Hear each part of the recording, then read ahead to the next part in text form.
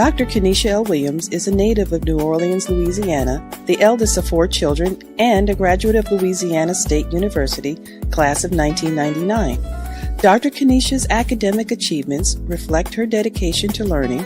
She earned her first master's in education in 2002, a second bachelor's in ministry in 2007 as valedictorian, a doctorate in organizational leadership in 2014, an accelerated master's degree, and a second doctorate in ministry in 2020, maintaining a 4.0 GPA. Dr. Kenesha has been a devoted member of Destiny Christian Center in Victorville, California, under Bishop Jesse and Dr. 𝙀🐪🙧 Giddens for over 24 years. She is honored to serve as an elder and the DEMA Director of Education and Transformational Leadership, having been licensed and ordained as a minister.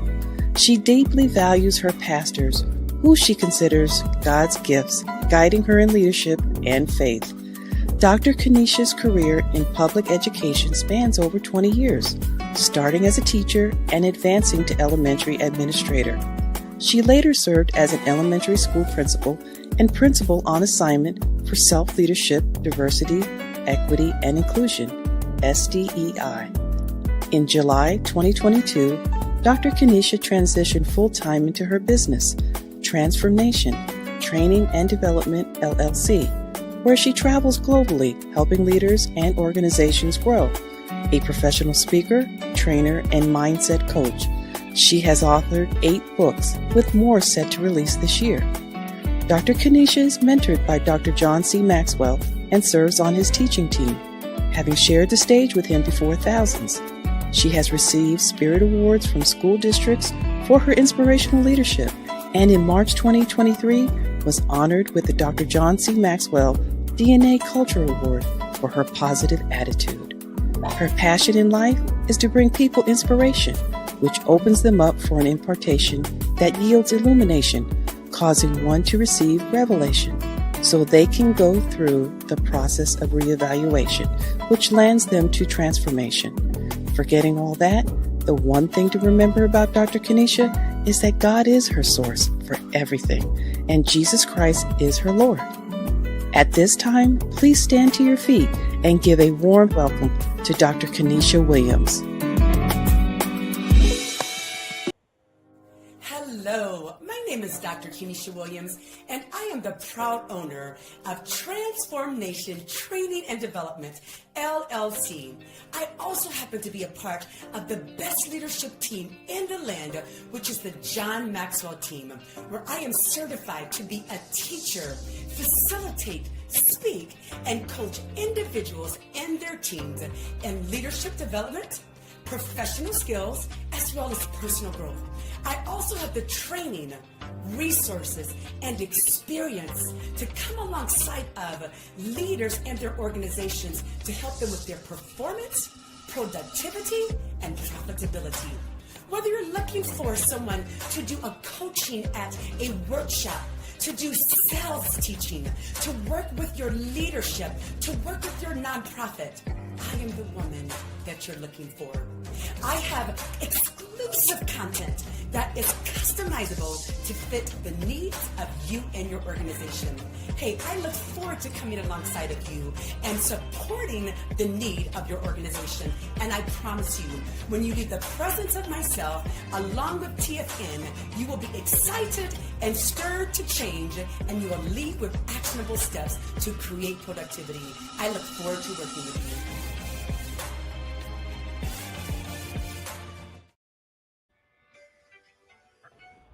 Bishop Jesse J. Giddens is the pastor and founder of Destiny Christian Center in Victorville, California.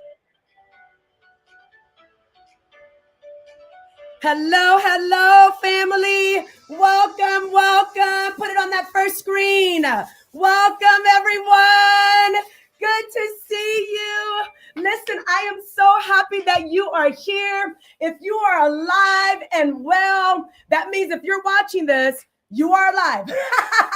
I want you to drop a hello in the chat box. Put your name in that chat box. Tell us where you're calling in from or where you're coming in from.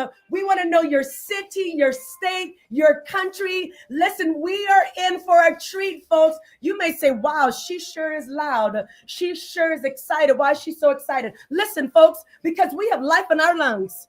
We have breath in our bodies, and we are here to grow. I am your friendly host, Dr. Kenesha Williams, and I am so excited to be here with you on today. Forgive our little intro, a glitch. We know what we're doing here. And what are we doing here? We are here for our Transform Growth virtual conference. We are in the fourth quarter, folks. Our virtual conference in the fourth quarter. Listen, we have some amazing speakers that are going to be on with us on today. So take a look here. We're going to start off with Bishop Jesse Giddens in just a moment. Then we're going to go on to our panel. We have an amazing panel of people. We've got one of our panel members all the way from Africa. That's right. My sister Mercy from Africa. Then we've got superintendents of school districts, county members here. And then we have two more speakers after that. We're going to bring my good friend, Marissa Nelson. She's going to come on. She has a brand new book. She's going to teach us from that book how we can serve the community. But guess what? We can serve the community, but when you have money, it's better to do it when you have money. Why? Because it takes cash to care. And then we're going to sum it up with the final speaker, my coach, my mentor, Chris Robinson. He is the executive vice president of the Maxwell Leadership Certified Team. He just dropped his new book, From Drift to Drive. Listen, folks, we have an amazing lineup of people with our transformation experience with you on today. Now, our theme specifically is, listen to this, transform communities through serving. So normally the people that I connect with are people, well, all people. I love all people. But the intent today is I'm speaking to everyone, but leaders, I'm coming after us. And I don't mean coming after us in a bad way. I want to challenge us as leaders. I want to charge us as leaders. I want to stir us up as leaders for us to listen to this, for us to be able to serve at the highest capacity. That is what we're called to do here in this world when we're thinking of leadership. So again, we have an amazing lineup. I just want to give a shout out to my production team in the background, Abraham's Inc. I mean, that production team is absolutely phenomenal. They help me with producing and publishing all of my content, my books, my marketing when I'm doing this virtual conference. So shout out to Abraham's Inc. In fact, Abraham's Inc., when you can, I want you to drop your information in the chat box so that people, if they want to access you, if they're doing virtual conferences or need to do some publishing, then I definitely want them to have your information. So again, if you're just tuning in, what are we doing? We are here for the transformation experience. We're having an opportunity to have speakers literally from around the world that are going to speak to us about how we can transform our communities. And we're going to be able to do that. How? Through serving.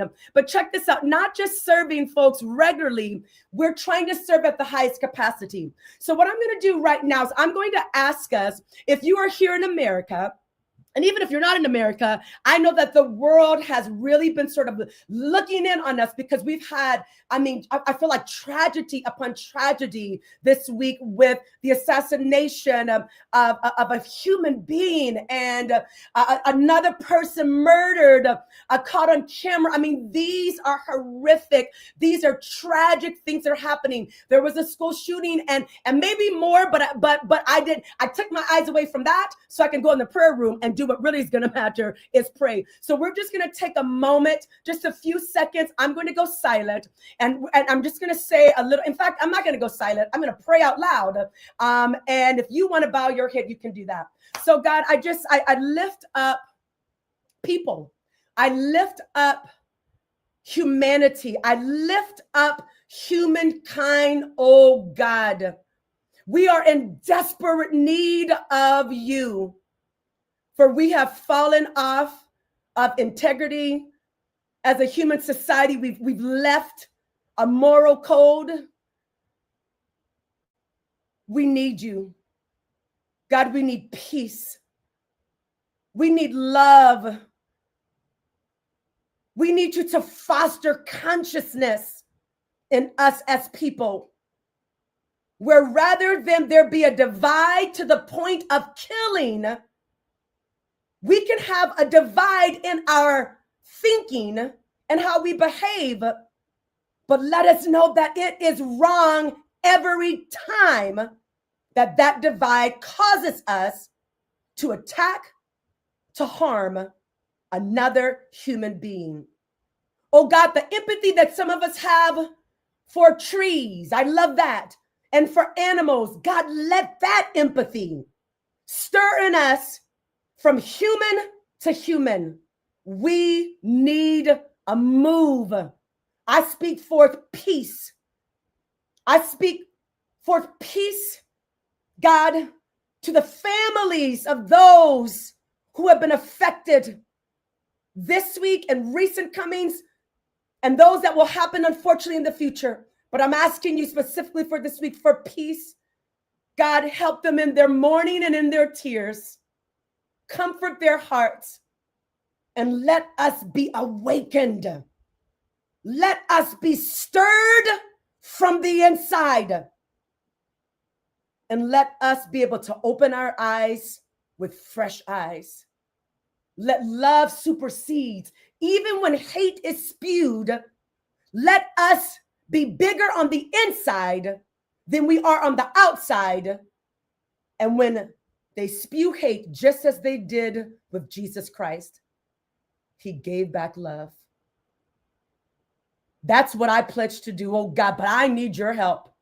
And those who are tuning in, by faith, I say you're pledging to do that as well, to be a high road person, a person of integrity, a person that honors another human. Whether we disagree with everything they say, we still will honor the fact that they have breath in their body. Let us lift up a standard again as humanity. And I'm going to go silent for just a moment to honor those people, even in our remembrance of 9/11 and all of the lives that was lost then because of hatred. Let's take a moment of silence.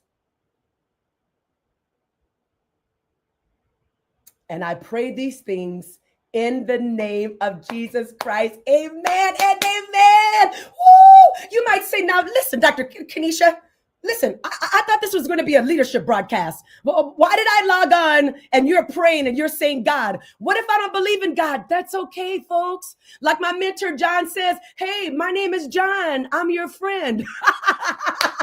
You don't have to believe in him, although I wish that you would. I'm just going to be honest with you. I wish that you would, but you don't have to. Check this out. And I'm still going to love you. You want to know why? Because love will supersede any difference. And that's a decision that I've made that I may have with another human. So you may say, I don't serve or believe anything. It's okay. I think we all can agree that we need some help. Can we, if you agree with me that we need some help, go ahead and put that in the chat box. I'm praying to the one who I believe will help us. I want you to believe that he will help us. But if you don't, that's okay. Listen, my name is Dr. Kenesha, and I am your friend. Why?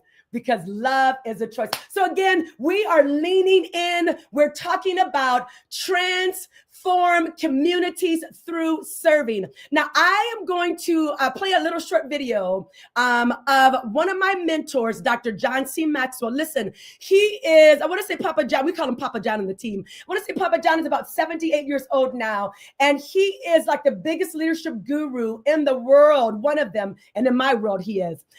He has a coach, the John Maxwell team. That's our former name, but Maxwell Leadership Certified team. We have, check this out, almost 65,000 people, coaches, speakers, trainers in 165 countries. Can I tell you that we have a lot of differences on that team? Don't play with me. You cannot have more than 2 people in the room and not have a difference. We have, check this out, almost 65,000 people on the team. So although we come from various backgrounds, people of faith, not of faith, people of this, not of that, we still come together on that team for one unified force. And what is that? We are pledging to be high road, integrity-based, values-based leaders that want to be an example in this world. So I'm going to play a short intro Maxwell leadership video. You're going to see him introduce me. I love Papa John. And then directly after that commercial is done, I'm going to show you what we call Minute with Maxwell. He's just going to give us a little lesson. It's going to be about a minute and a half, about 2 minutes. He's going to give us a little lesson on servant leadership. So I'll play a little commercial where I have the pleasure of being in the room with him. He introduces me, and then we're going to go directly in with the Minute with Maxwell. Hi, I'm John Maxwell. When the top companies in the world are looking for trainers, speakers, and coaches, there's one name that stands above the rest, and that's the John Maxwell team. Our certified members have gotten proven results for companies all over the globe, and our reputation is second to none. Some of our members have risen to the very top of their profession, including the one you're going to meet today. I proudly introduce you to my friend, Dr. Kenisha Williams. When you add value to someone, when you connect, invest, and inspire, they add value to others, and those others add value to others. And as a speaker, it's my mission to start the change reaction that adding value causes in your company. Hi. My name is Dr. Kenisha Williams, and I am a John Maxwell Team certified speaker, teacher, trainer, and coach. I am passionate about personal development in all of its forms, but my specialty is speaking.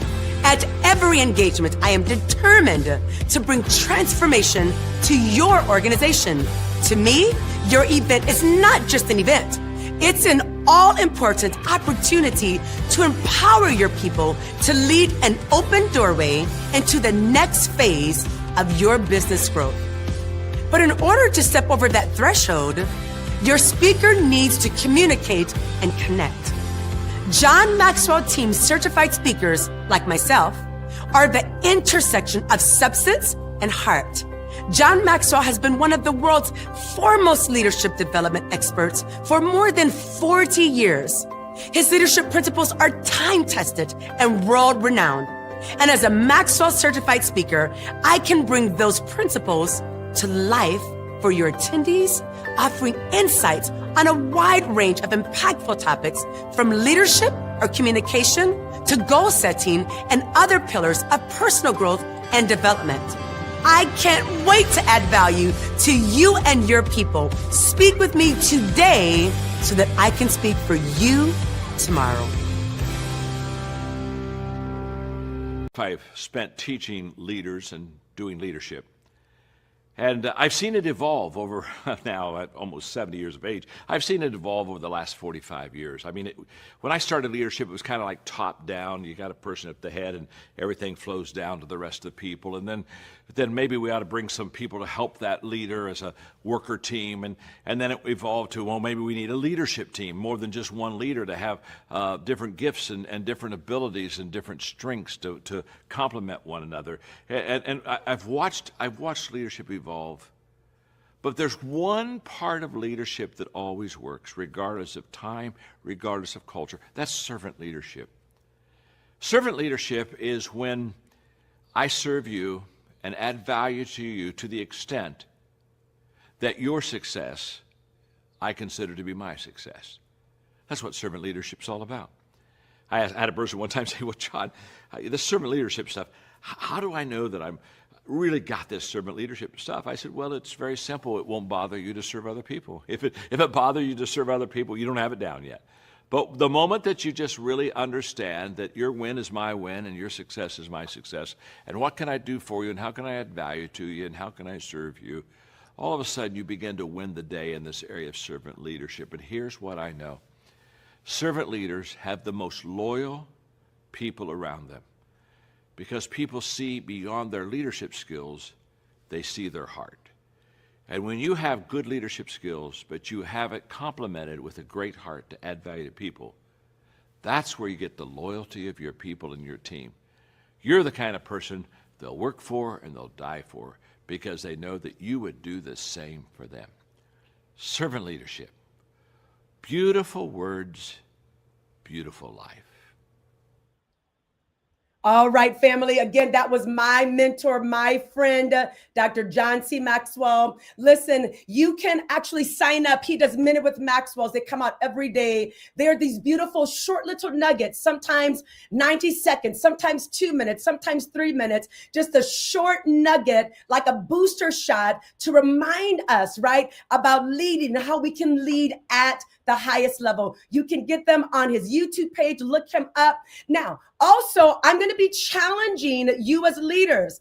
My question to you is, how are you being a high road leader serving? But in order to serve your community, you have to grow. I have to grow. That's right. As a leader, Dr. John C. Maxwell has a principle called the law of the lid. So essentially, the law of the lid says this. Let's say on a scale of 1 to 10, 1 being the lowest and 10 being the highest. Let's say I'm a level 5 leader, right? I've been leading for just a few years. I don't know a lot. Well, if I am trying to attract people to my team, my nonprofit, my business, my organization, and I'm a level 5 leader, but I've been a level 5 for the last 5 years and I'm not growing, then how am I ever going to attract a level 6, a level 7, a level 8 person on my team? And even if you do attract them, when they're around you for some time and figure out, okay, this person's not being intentional about their growth, they're going to leave. Gallup statistics say this: people leave jobs not just because of the pay, not just because of the job, they leave the job because of people. And essentially, most times those people are the boss, are the leaders. And so I throw that out to you. How are you? I ask myself this, Kenesha, how are you raising your leadership lid? And I don't just mean, oh, well, Dr. Kenesha, I'm on here watching you today, which is great. That's a part of it. I mean with intention. Here's a question. Do you have a growth plan? You may say, I've never heard of that. I understand. There was a time where I had never heard of it. Are you being intentional? In his book, The 15 Invaluable Laws of Growth, he talks about chapter 1, the law of intentionality. We shouldn't just wake up every day and say, I wonder what I'm going to do today. Oh gosh, this happened. Like, we should have some type of plan of growing in our personal life and our professional life and our faith, our family, and our finances. If we want to, check this out with our theme today, if we want to serve and transform our community. And so I'm going to be giving you an opportunity, a charge and a challenge. If you're saying, wow, Kenesha, I have never heard of a leadership lid. I've never heard of a law of intentionality. I'm going to be doing 2 free mini sessions because I'm a part of the Maxwell Leadership Certified team. And I'm looking to recruit as many people as I can to join that team because literally it has changed my life. I have access to amazing speakers. I have access to John Maxwell himself. I was just in the room with him about 2 weeks ago in Florida. I'll be in the room with him again, physically in the room in March. So we have access to top level, world-class global leaders. And how many of you know who you're rubbing shoulders with? And I don't mean rubbing noses and kissing up. I mean, we're rubbing shoulders because we're trying to electrify a change in our communities, but that hardly ever happens alone. So go ahead if you're interested. And how can I become, Kenesha, a part of the Maxwell Leadership team? Go ahead and scan that QR code or go to my website, www.drkenesha.com. I'm hosting a meeting this Tuesday. That's right, this Tuesday. I'm hosting a meeting. Fill that form out. I'll send you the Zoom link and it'll give you some more information about how you can join the team. Now, I want to continue to encourage you for just another minute or two. And here's my thought. Again, I was just in the room with Papa John 2 weeks ago, and he challenged us and he charged us. And here's what he said. He said, leadership legacy matters. And then he turned it around and he asked us, he said, coaches, with several thousand in the room, he said, what will people say when you are gone off of this earth? You may say, well, Kenesha, I don't care. I'm not here. An effective leader would never say that. I'm just saying. Because leaders do care about people. Leaders do care. This is not just about reputation, but leaders care about the legacy they're going to leave. So when he asked us that, he said, what is going to be your leadership legacy when you leave this earth? What will people say about you? And then check this out. This kind of got me. He said, and they're going to sum it up in one sentence. So if right now, God forbid, I was not on this earth right now, and then people were coming to celebrate my life, what would they say Dr. Kenesha stood for? What would my leadership legacy be? Would they say, oh gosh, you know what, Dr. Kenesha, if you didn't agree with her, oh boy, you could not get a word in. She's going to tear you down. She's going to go on social media and make vile posts. She goes on social media and she comments negatively on other people. What would they say that about me? And when I say me, I'm really talking about you, but I don't want you to get mad at me, so I'll say me. What will people say about how we led as a leader? Deeper than that, what will they say about our leadership legacy of our self-leadership? When people look at our lives, leaders, what do they see? What will they say? Will they say that, boy, Dr. Kenesha, well, she was a woman of her word. If she said she was going to do something, she did it. Boy, Dr. Kenesha, but if you would have met her maybe 10 years ago, she was good, but a little uncouth. But boy, when I see her now, she's growing. You see, it's okay, leaders. It's okay, people, if we haven't arrived. I don't know that we ever will on this side of life, but we certainly should be arriving to a higher place in our personal self-leadership and in our self-leadership with our people every day, but that happens in community. So when Papa John said that to us as a team, then I thought of this thought. I said, what will I do with my dash? And I've spoken on this multiple times. You see, we don't control two things. Well, there are many things we don't control, but just stick with my message. Two things we do not control. We do not control the day we're born. We don't have a choice in that. And we do not control the day that we leave. And I'm not talking about people who unalive themselves. You know what I mean. But what we do have full access over is what's happening in that dash. Now, again, don't say what I'm not saying, right? Life happens, but I'm talking about the law of intentionality in Papa John's book, The 15 Valuable Laws of Growth.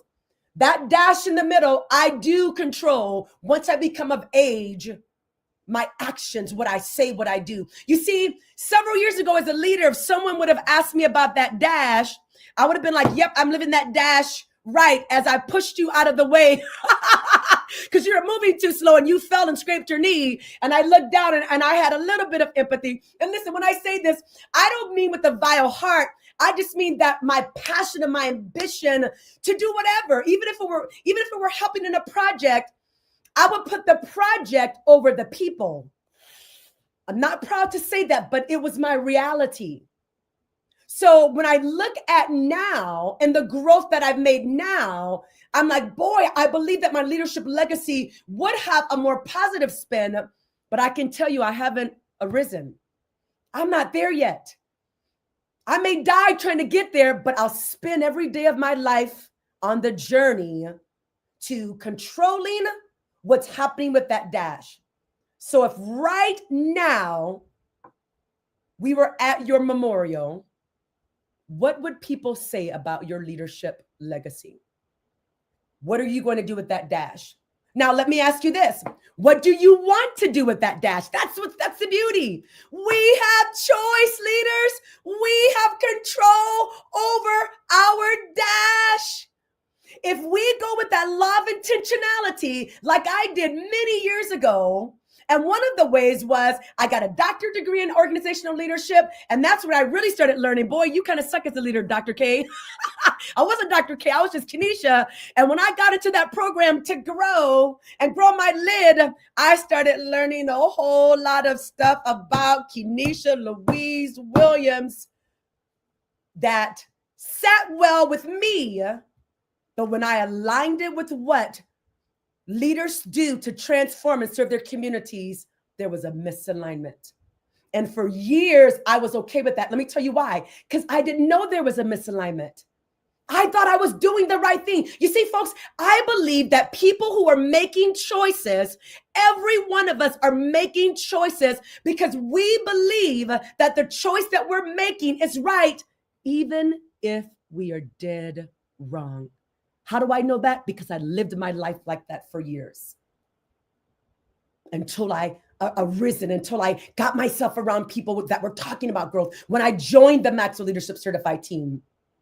So what are you doing? I'm anchoring there because the way that we handle that dash, we can't control the birth. We don't control the death. But the way that we are intentional about that dash will determine if our legacy is that of hope or if our legacy is that of shame. And again, someone may say, I don't care, and I love you anyway.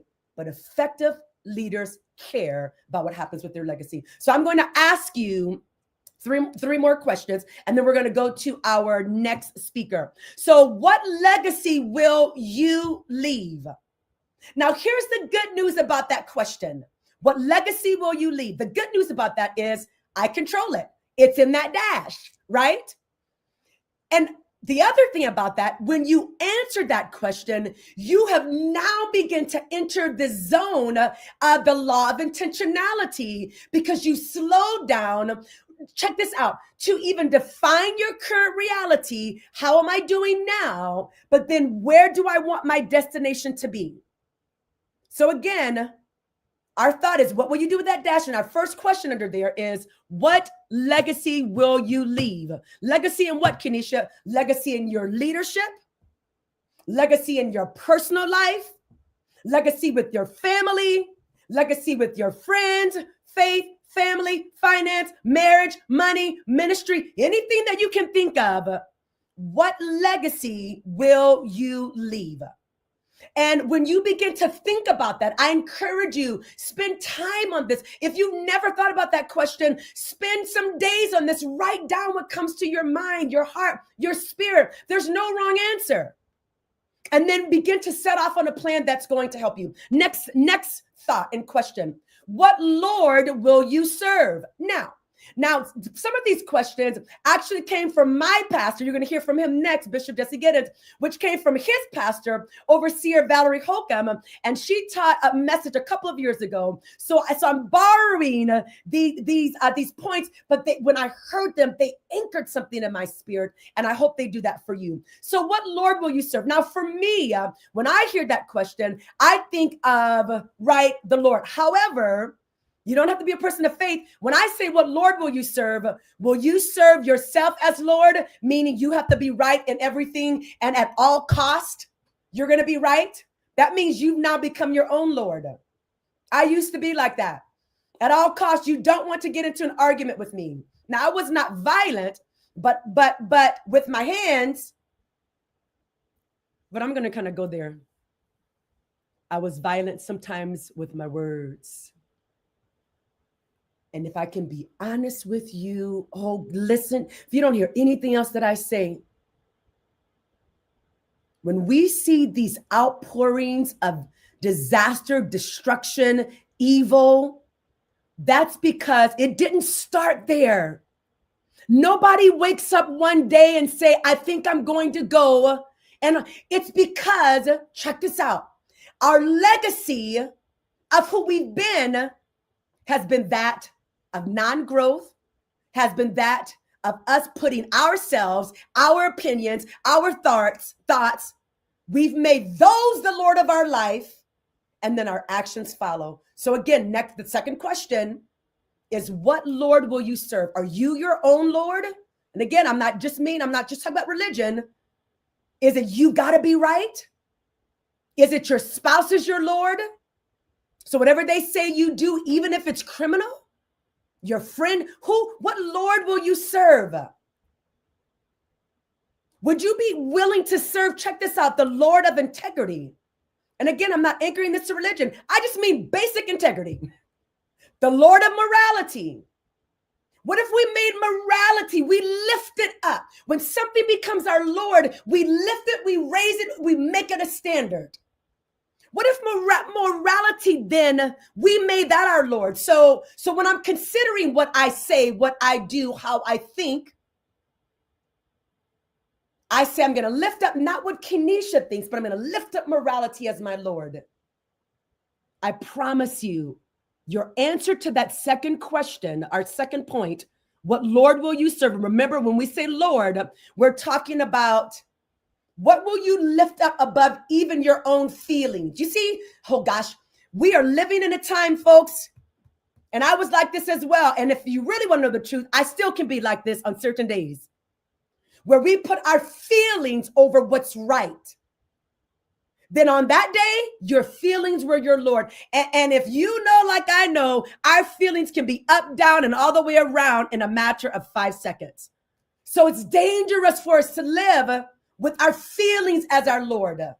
Do we have a standard? If you do have a standard of how you treat your family, how you treat other people, what is your Lord when you disagree with someone? What is your standard of integrity when you disagree with someone?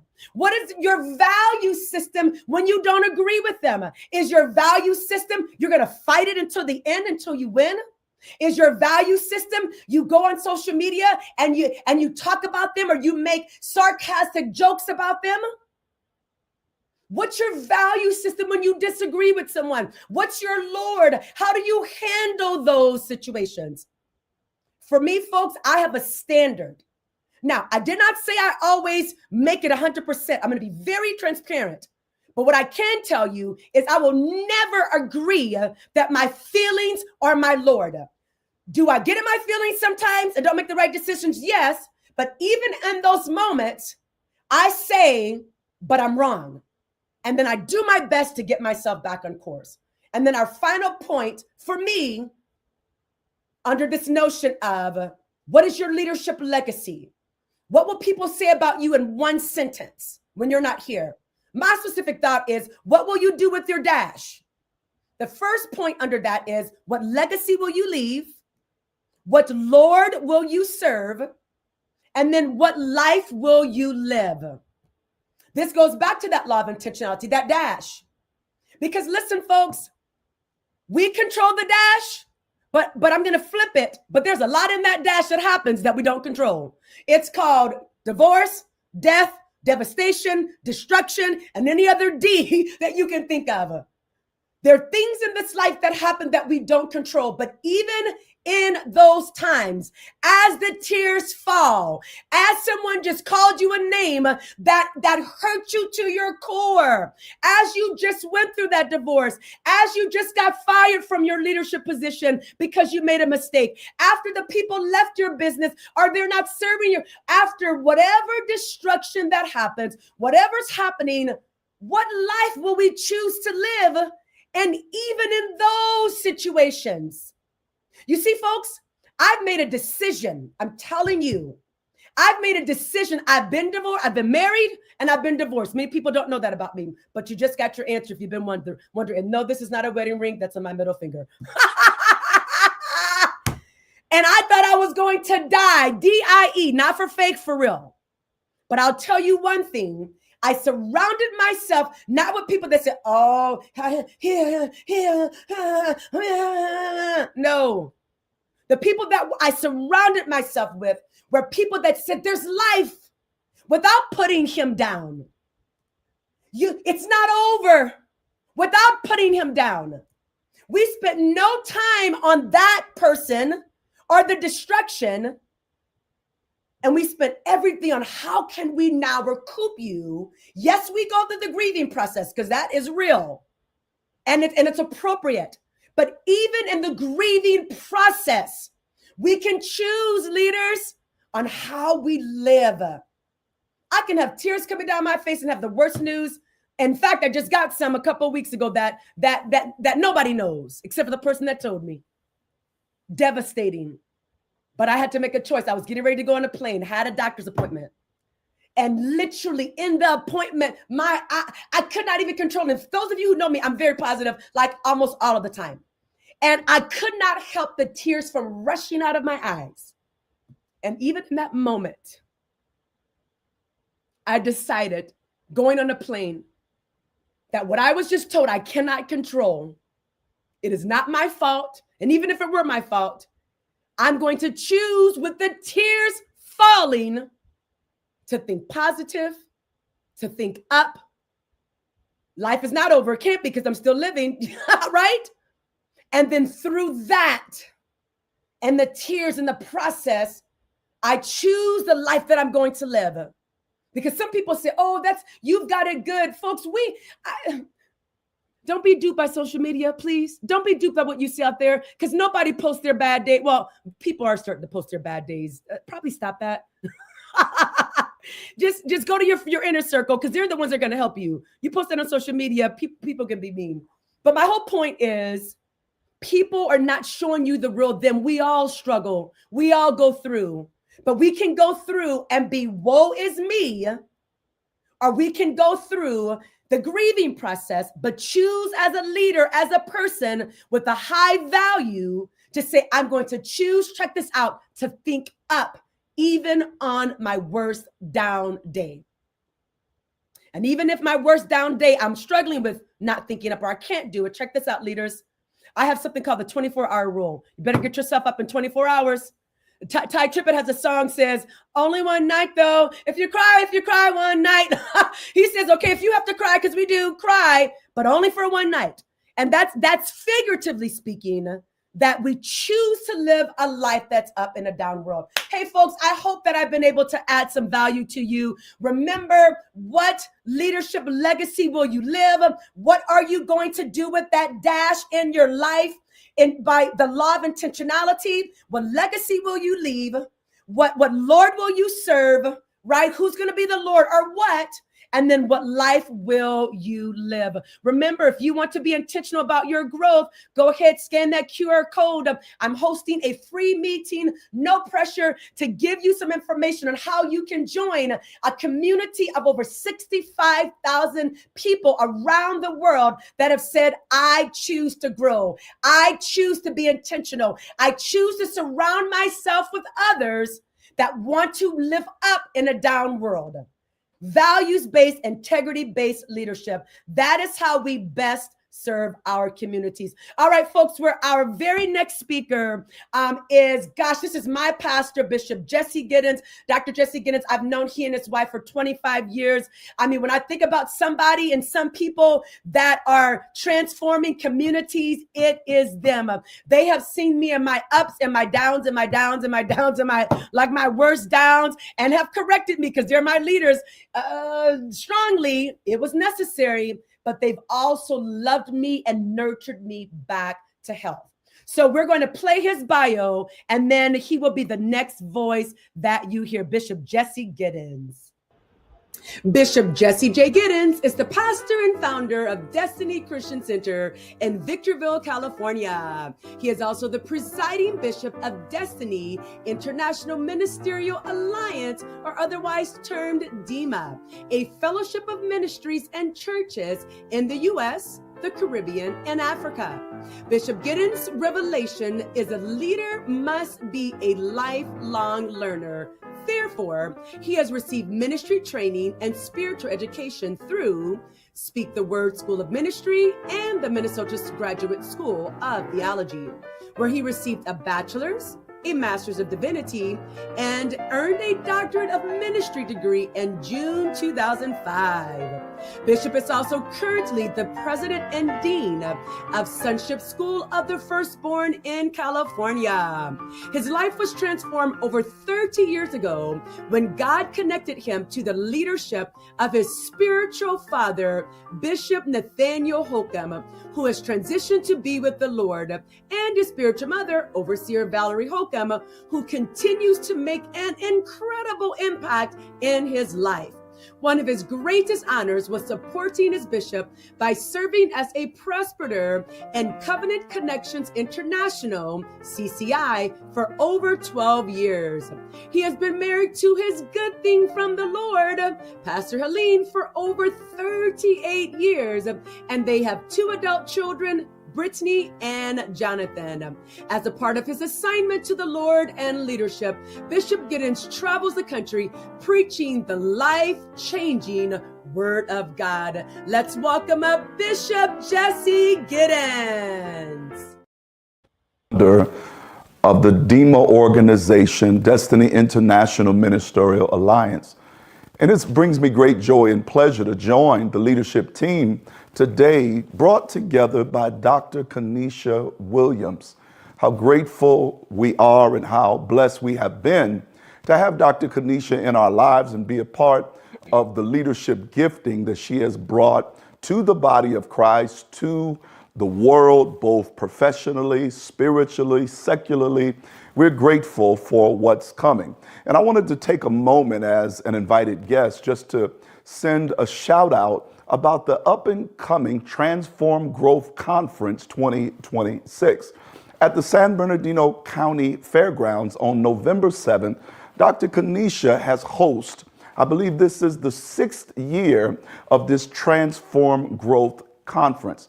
Myself, my staff, my leadership team has had the privilege of being able to be a part actively and as participants for several years. I've got to tell you the impact, the transformation, and the empowerment that happens from the team of leadership that she brings together is just life transforming. We've seen community leaders in every sphere and space gather together to participate with what Dr. Kenesha has been empowered to do in our community. This year, the theme is transform communities through serving.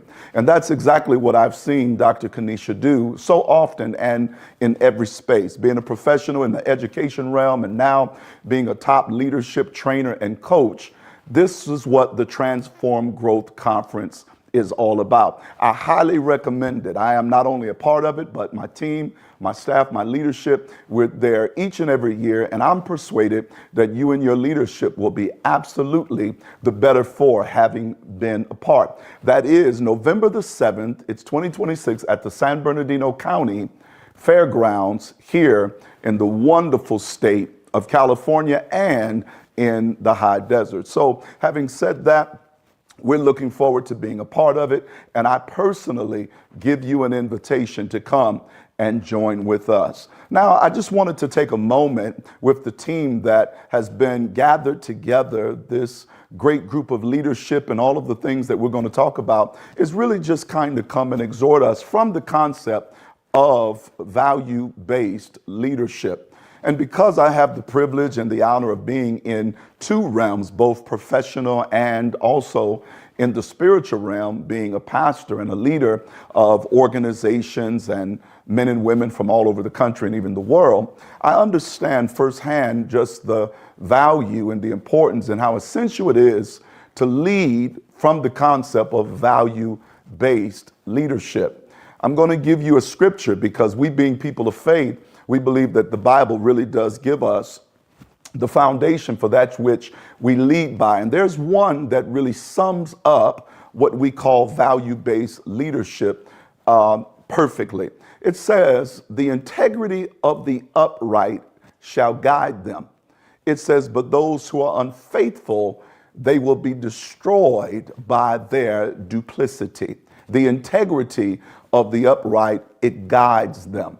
What that is an incredible scripture that actually really sums up for all of us what we call value-based leadership. In a world where profit and power and popularity is just running rampant everywhere around us, and really now leadership does not have to be based on really good core values. That scripture there highlights what really a great leader is all about: integrity, honesty, transparency, authenticity is what leadership is really all about. And when value-based leadership is in the forefront, then it is a tremendous benefit, not just to the organization, but to those who come alongside with the leader. We see increased productivity, increased profits, increased reliability. The collaborative efforts come together and they just transform a company because that leadership leads from the concept of their core values. You know, values, basically, it is what is the most important, or what is the core, or what is the characteristics of a leader. And that sums up what really leadership is all about, and that is integrity. Again, the verse said, the integrity of the upright shall guide them, but those who are unfaithful, those who are not honest, they are destroyed by their duplicity. And so what I would challenge us as we come together today, and as each of us will speak from the power and the purpose of leadership, that we start off, first of all, understanding, just like how our example in the scriptures show us, that when we lead with integrity, that actually everything around us begins to flow based on that core value. We know there can be all kinds of core values, not just integrity, but also character, also openness, also care for others. That's really what value-based leadership is all about. It finds its root in not just the care and the concern and the well-being of the leader in the company, but also letting each and every person, those who work together, know that we place their well-being above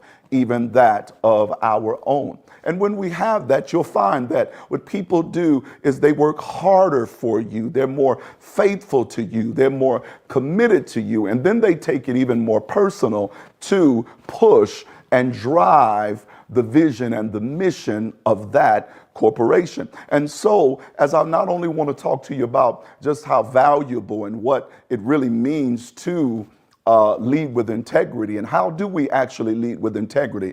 We lead always making sure that our integrity, our honesty, our authenticity, our transparency, and our verity is the foremost thing that drives all of our decisions. As a matter of fact, I love the quote by Roy Disney when he said, when your values are in place, decisions become very easy. Can I say that again? Roy Disney from the Enterprise, Walt Disney and Disney World, worldwide. He says, when your values are clear, decisions become very easy. And so I want you to hear and understand this, that in my own life, especially in the field of business and professional as well as spiritual that I'm in, integrity must guide, because a leader is only as good as his own word. Immediately when integrity becomes in question, then everyone around us lose confidence in following that leader. But then the second thing I wanted to say to you that I think is absolutely important in the values of a progressive and a good leader, it's not just integrity, but can I tell you, number two, the thing that is so very important is servanthood. It is servanthood. We hear this term so often, and it is very popular, although for thousands of years it's been a principle and a core value of the scriptures. But now we hear this term servant leadership. Servant leadership. And can I tell you, there's a verse in the New Testament where Jesus himself, who is our ultimate example of a servant, him being God, took upon himself the form of a servant. And although we may not all be from a faith background, still we cannot deny that that is an example that must be heralded. He, being God, came from heaven, took upon himself the form of a servant to lay down his life for mankind, those who loved him and those who did not, those who were worthy and those who were not. That's servant leadership. But here's the scripture that I want to highlight, because in the New Testament, Jesus himself says this. He said, a servant is not greater than the master. He showed from that particular premise and principle that a real leader always places those who are with him and those that they lead above themselves. But then it goes and says this, those who will be the masters, let them first become your servant. What is that? It's the picture of what we know today as servant leadership, where each and every day, can you imagine how powerful and how productive our companies and businesses can be if each and every day the leader, those who are the head, makes the decisions, let each and every person under their care know that, listen, I'm not greater than any other person in here. My heart and desire is care and concern. It's compassion. It's empathy. It's sympathy. It's authenticity. It's transparency. And that's what you'll see from me each and every day. And I want you to know from the first day, I care about you and your well-being. That's a great picture of a great leader. And of course, in my sphere, in my realm, Jesus is our ultimate example. But for all of us, no matter what place you are in, I guarantee you that we can all agree that servant leadership is not just integrity, but also servanthood is great core values in which we are to lead. It brings about, as I said, incredible benefits and lasting results when people know how much we value and we care about them. We use this term so often, especially in our sphere and in our profession. People don't care how much you know until they know how much you care. And so as servant leaders, as leaders who lead with integrity, you do it because how do you lead with integrity? You lead with integrity because integrity is the core value. It's the character. It's the principle by which you live and you lead. And when people see that it's not one way in public and then it's another way behind closed doors. It's not one way in the boardroom and then it's another way in the one-on-one meetings. Then what we see and what we find is that the morale is incredible. The energy is supernatural. You see, all of these things transpire because we understand what it really means to have value-based leadership. What I would say is I encourage you today as we continue to hear from these incredible leaders today, let's purpose to always be better than we've ever been before. Let's purpose to always lead with whatever the amount of core values it is, whether it be 3, 5, 10, whatever it is, integrity, honesty, sincerity, authenticity, transparency. Listen, servanthood. I guarantee you, you'll never be disappointed that you chose to lead that way. That's what we have learned. That's what we've heard. That's what we have received. And that's what we've all been made partakers of. I promise you, each and every person who's ever sat with, talked with, been under the instruction or even leadership training of Dr. Kenesha, I promise you, it's exactly what you see. It's core values that literally enhance, strengthen, excel, and increase company productivity. Listen, morale and everything else. And that's what we're going to see. I'm persuaded again on November 7th in 2026 at the Transform Growth Conference, where we're transforming communities through service. Isn't that what leadership does? We transform communities through service. I wasn't planning this particular exhortation of the scripture, but it's so appropriate right here. It says this: when the righteous, or when those with integrity, or leaders with great value are in authority, it says that the city is exalted, that the city prospers, that everything around them grows and blooms and excels and gets better because of the values of good, honest leaders. I want to thank you so much for the opportunity to be here with you today. I want to thank you again, Dr. Kenesha, for allowing me the privilege to be able to share from my heart just for a few minutes. And I want you to know we're all looking forward to this wonderful time that we'll be together in November. Transform Growth 2026. God bless you.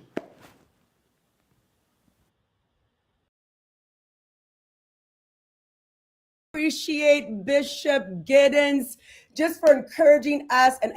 And the repetitive thought is high road leadership. integrity-based leadership, values, right? Calling us higher. So I have a couple of his books if you're interested in hearing more from him. His very first book was Change Your Thinking, Change Your Life. And oh boy, remember the questions I was asking you earlier? What life will you live? If you need some help with that, you want to get this book. How do you get it? You can go to Destiny Christian Center, look them up, Victorville, California, on the website, and you can order it there. Then his second book was Decisions, Decisions, Decisions. How do we make the decisions that are going to give us a good life? And he's got a couple of other books out there. So again, I wanted to say that. All right, folks, he kept talking about this Transform Growth Conference. Listen, folks, it's coming up on Friday, November 7th. You do not want to miss it. When we started it, it was called Live to Lead all the way back in 2020 virtually. And we called it Live to Lead for a couple of years. And then we went through a name rebrand last year. So it's called Transform Growth Conference. And it's going to be on Friday, November 7th, 2025. He was so caught up in planning for the future. He kept saying 2026, but it is this year. And you can register at www.drkenishawilliams.com. Let's put that flyer up, media team, so that they can see. We've got an amazing panel of people, speakers, leaders from our region that will be there. I mean, just incredible. It's going to be. And so we've got, let's see, we have, and when you can, let's get the flyer up there for us, please. So we have, gosh, all of our local mayors are going to be there visiting with us. We have a local CEO that's going to be there. We need to remove Bishop Giddens. That's what's happening. Let's remove him from the screen. That's him. Yep. Okay. We have our local mayors that are there. We have our county superintendent of schools, just a wonderful group of people. It's a full day conference. Check this out. General admissions only $129. It is cheap as dirt, and dirt's free. It's just next to free. We're serving you breakfast. We're serving you lunch. There are going to be exhibit booths there where we're highlighting businesses, and our local college, Victor Valley College, we're highlighting that. We've got some amazing sponsors. Let me just give a shout out to them.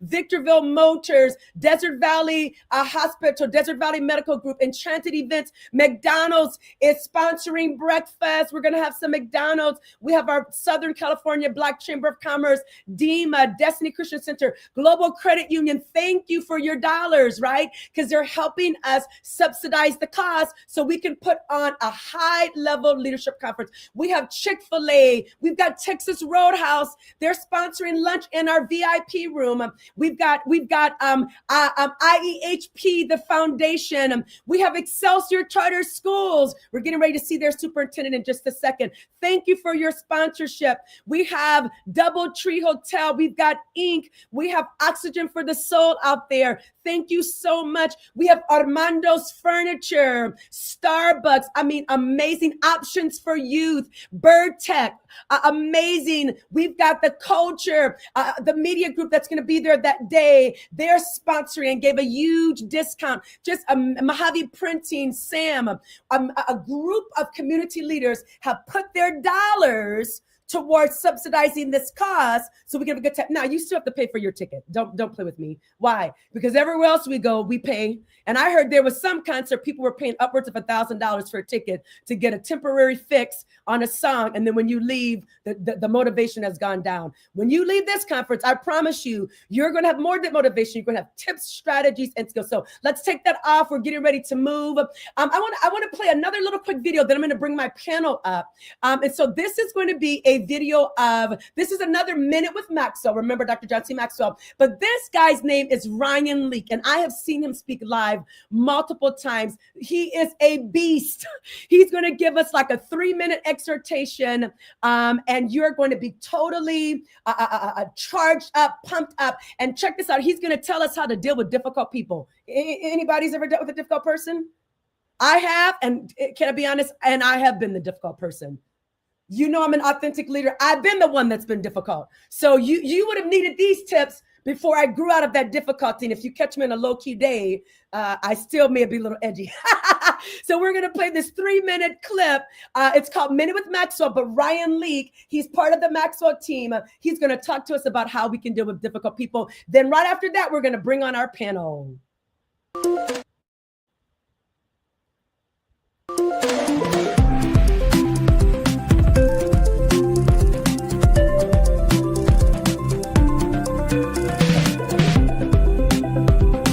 Ryan Leak will be one of the top 5 communicators in America. That's a fact. Hey, Ryan Leak here today. So glad that you've joined us for The Minute with Maxwell. When it comes to working with complicated people, I've got some good news for you. In our research, we learned that 84% of working Americans deal with 1 to 5 complicated people on a regular basis. Why is that good news? Well, because some people walk into work and feel like they have to change the whole company. That can feel daunting and overwhelming. But can you learn the skills you need to work with 1 to 5 people? I'm not going to say that's easy because, well, I don't work with your complicated person. But I will say it's possible. Sure, it may feel like herding cats while being blindfolded at first, but the key is remembering this isn't about changing them. It's about learning how to work with them. And that's a big difference. Think of it like this. You're not trying to overhaul the entire company culture or single-handedly cure your coworkers' chronic pessimism. You're just trying to navigate the quirks, backstories, and baggage of just a handful of individuals. Is it frustrating? Yes. Will you fantasize about blocking their emails or sending them a one-way Southwest flight anywhere? Probably. But with the right tools, you can indeed do this. In fact, I'll give you one. Master the art of asking strategic questions. As a leader, your goal isn't just to get through the day without flipping a desk. It's to figure out what's really driving your team's behavior so you can guide them effectively. For instance, if your overworked team member keeps missing deadlines, ask, what's the biggest challenge you're facing right now and how can I help? Or when that one person always seems to resist new ideas in meetings, try, what concerns do you have about this approach? Questions like these, well, they do 2 things. One, they show you're genuinely invested in understanding their perspective. And number 2, they subtly redirect the conversation away from problems and toward solutions. Here's the secret sauce. When you ask the right questions, you're not just addressing surface level behaviors, you're digging into root causes. And that's where the magic happens. You'll not only reduce frustration for everyone involved, but you'll also start turning complicated people into collaborative ones. That's what I want you to think about today with A Minute with Maxwell.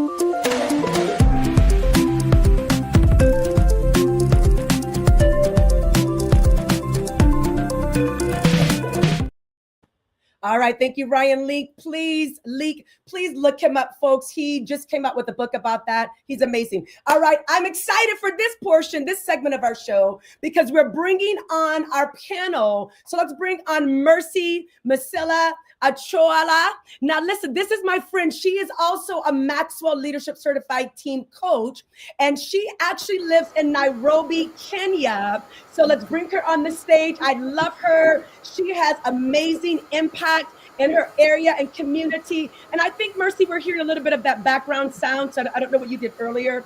Let's bring up Dr. Derek King. So I'm sorry, with Mercy, she's the founder of Value Connect and a John Maxwell, a team member. Then next we have Dr. Derek King.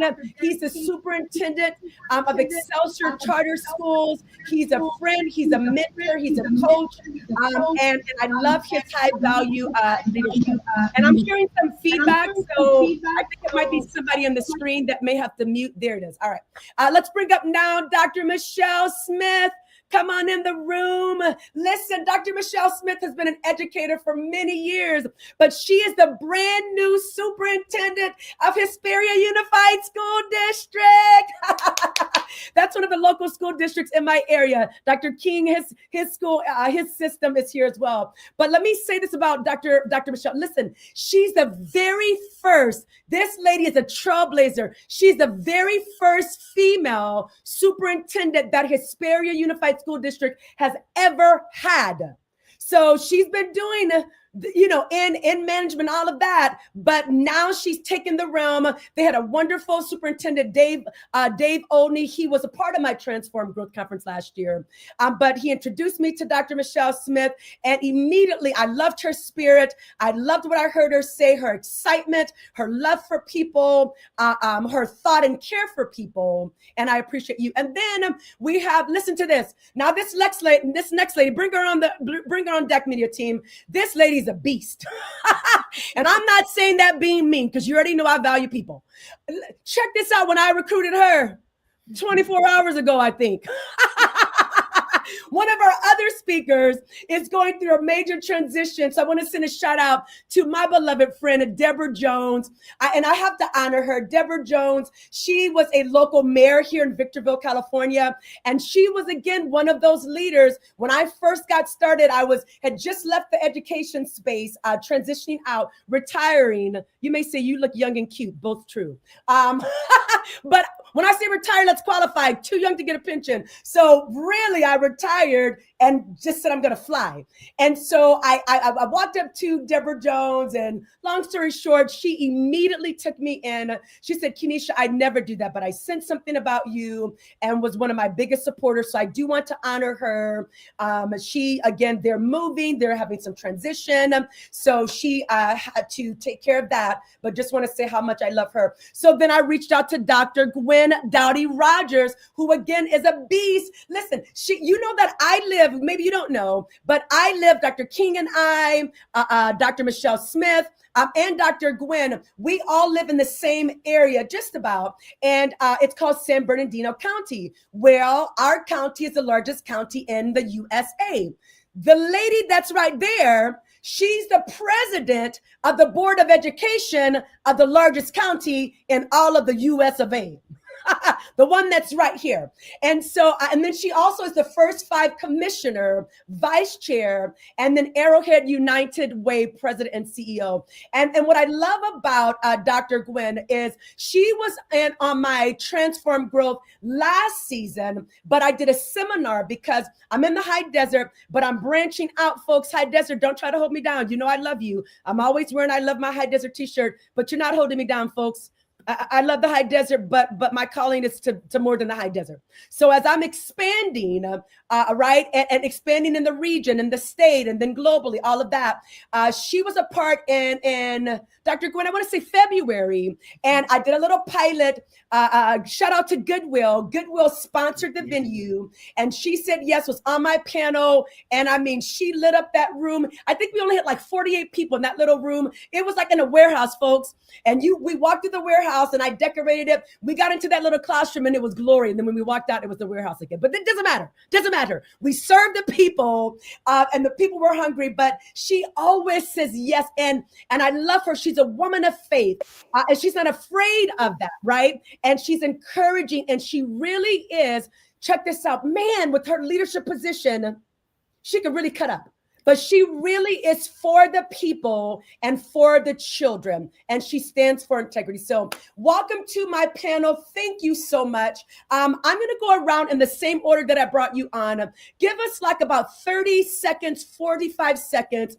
I know I said my spiel, but of who you are, Mercy, we're going to start with you. Who you are, what you do, and Mercy, you're long-winded like me. And yes, I'm a high road leader, but Mercy, I said 45 seconds because I know you, girl. You and I can talk. 45 seconds or I'm muting you. And don't say, well, that's not nice. It is nice because I'm already 15 minutes behind schedule. Go, Mercy. Hi, Kenesha and everybody else. It's such an honor to be here. It is good evening where I am from, Nairobi, Kenya, and it's such an honor to be here. Kenesha, you should have told me I needed to be a doctor to be on your screen.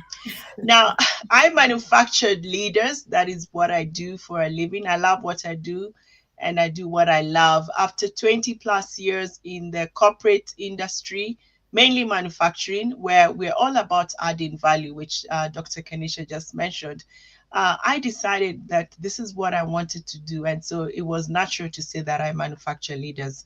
I'm based out of Nairobi, Kenya. My company is called Value Connect. And I joined the Maxwell leadership team 7 years ago. And it's just been an awesome journey, being mentored, being taught by the best of the best in the world. And guess what, Dr. Kanisha? What? I'm bringing John Maxwell to Kenya in November. Come on, baby! November 10, yes. If you're listening, you're in Nairobi, and you're welcome to come too. All of you, welcome to Nairobi. Would love to have you, and you can do a safari afterwards. So I'll stop there. Back to you, Kanisha. I love it. Thank you, Mercy. I did a missions trip and a leadership conference in Nairobi. Remember back in November 2022, but we never got a chance to connect there. So I will definitely come back at some point. All right. Let me say this. Let's go to Dr. Derek King. Give us about 30, 45 seconds. Tell us a little bit about yourself, my friend. Good morning, everyone. I'm Dr. Derek King. I currently serve as the superintendent for Excelsior Charter Schools. I'm a believer, a husband, a father. What I really appreciate about our current roles, we have the opportunity to both help children grow academically as well as change the trajectory of their lives. So good morning. Yeah. Let me tell you what I like about Dr. Derek King. He's got a life and he's got a personality. He's always posting something hilarious. He posts the wildest things on these videos and memes. Why? Because we as leaders, we're people first. We didn't come out of our mums and pops with the leadership title. We're people first. So I love the fact, that's one of the things I love about you, Dr. King, is that you're human. You're human and you love and you laugh, right? And that you're for people. So thank you for that. Let's go now to Dr. Michelle Smith. Give us a little bit about yourself, my sweet friend. Good morning. I am Michelle Smith. I am a proud employee of Hesperia Unified School District. This is year 32. However, my career goes way back before that because I did attend our schools in our district. I graduated from Hesperia High School and then later had the honor of being the principal, the first female principal of a comprehensive high school in our district there at Hesperia High School. And now I'm so proud to serve in the role of superintendent. I brought my kids up through this district. I have 4 amazing adult children and I'm just proud to try to support and give back to the community that I came up in. Awesome. So again, trailblazer, and I'm sure there are other areas, but second time, I didn't know that part about you, Dr. Michelle, that you were the first female principal of that school and now the first. And how many schools are in your district? Because she's in a unified school district, which means she's got elementary, middle school, and high school. So how many schools total? 25.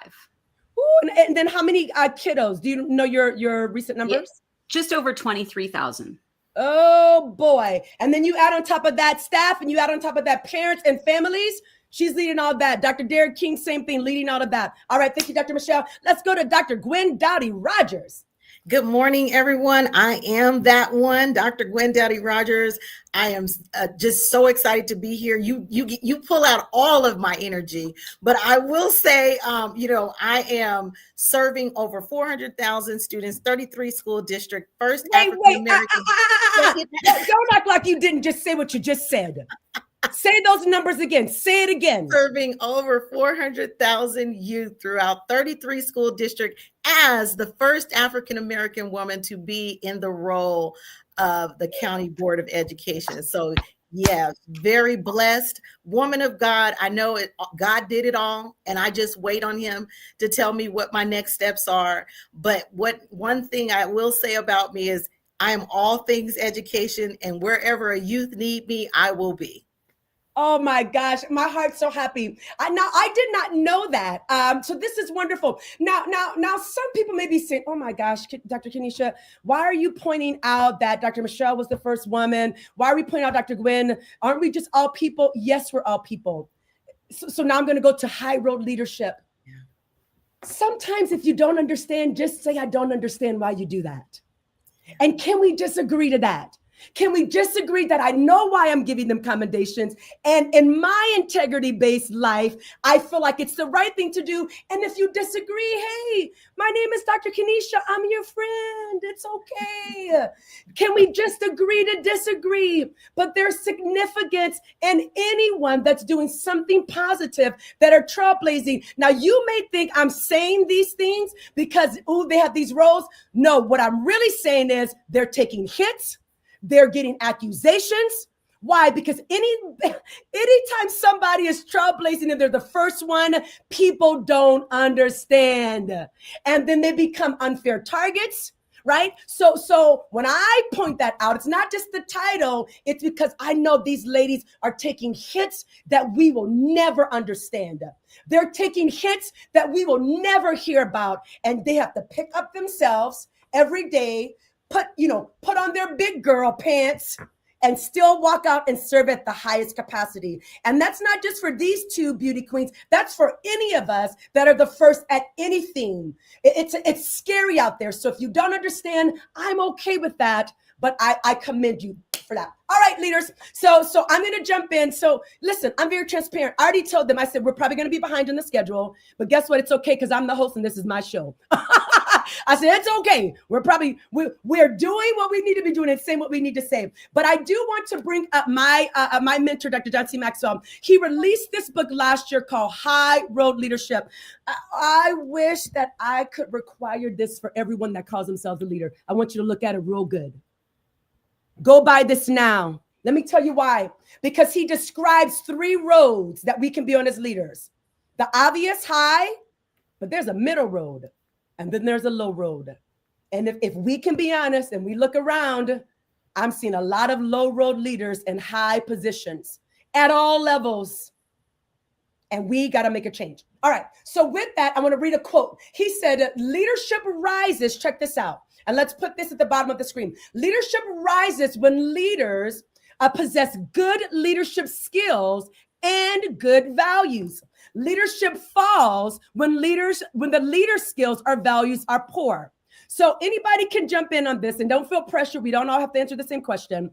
But where do you see these 2 statements reflected in the world? And we'll leave that question up there for you to think. So who wants to go first there? Because I really want to tell you, I wish we could say that we were all high road leaders. We just know that's not the truth. So somebody jump in. Where do you see that these 2 statements are true, especially in the world that we live in today? Just go ahead and jump in. Well, I will say, practicing what you preach has to be a fact. When you don't do that, you can't expect others to see you one way when you're totally, I appreciate what you launched off this whole leadership with. If you are not walking according to what you should be walking as, others see that. So you can't fake it. So they will clash, and eventually you will crash and burn because you are not even doing what you say that you believe in. And people see that. Yeah. And that's what you're saying, that what John Maxwell said, that the good values, right? Mm-hmm. Being in alignment. Now, I'm just gonna confess, there was a season of my life where I was not. And this was maybe in my personal life, but listen, folks, is there really a separation from our personal life than our leadership life? You might say technically, but we're one person, right? So we bring all of that into our leadership roles. And I was struggling with what I said I believed, right? In my personal faith, but then my actions were not aligned, and it almost killed me, right? And actually literally, but that's for another show and maybe some counseling, but I made it. You see me here. So people were watching that. And let me tell you what really broke my heart is when it all came out, because you pinned it, Dr. Gwen. At some point, it's going to come out. Oh my gosh. It's going to come out while you're alive, mm-hmm, or when you're on the other side. It goes back to what leadership legacy are you leaving?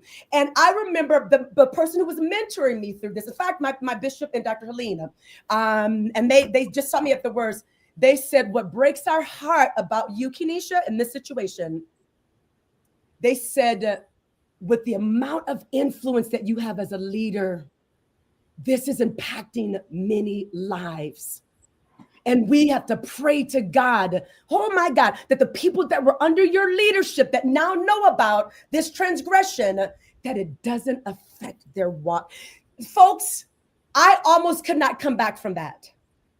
Because it wasn't now just about, oh, that's my personal life, because I didn't technically, it was people are watching.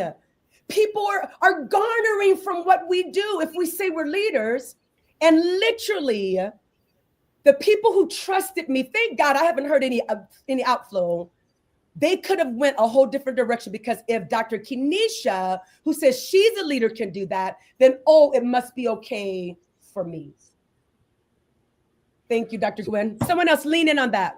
So, Dr. Kanisha, what resonates with me the most about this statement is the second part of the statement. Leadership falls when leaders' skills or values are poor. Where I see that in education specifically, you may have a person who is highly skilled as a teacher, right? Or as an administrator. But if their values are disconnected from kids who are less than perfect, we find that it's a tragedy because they don't lean into those kids the same, because that kid doesn't love school, or that kid has a history of some bumps and bruises on their academic record or their behavior record. When the reality is our values should strongly suggest that they actually need us more than any other child.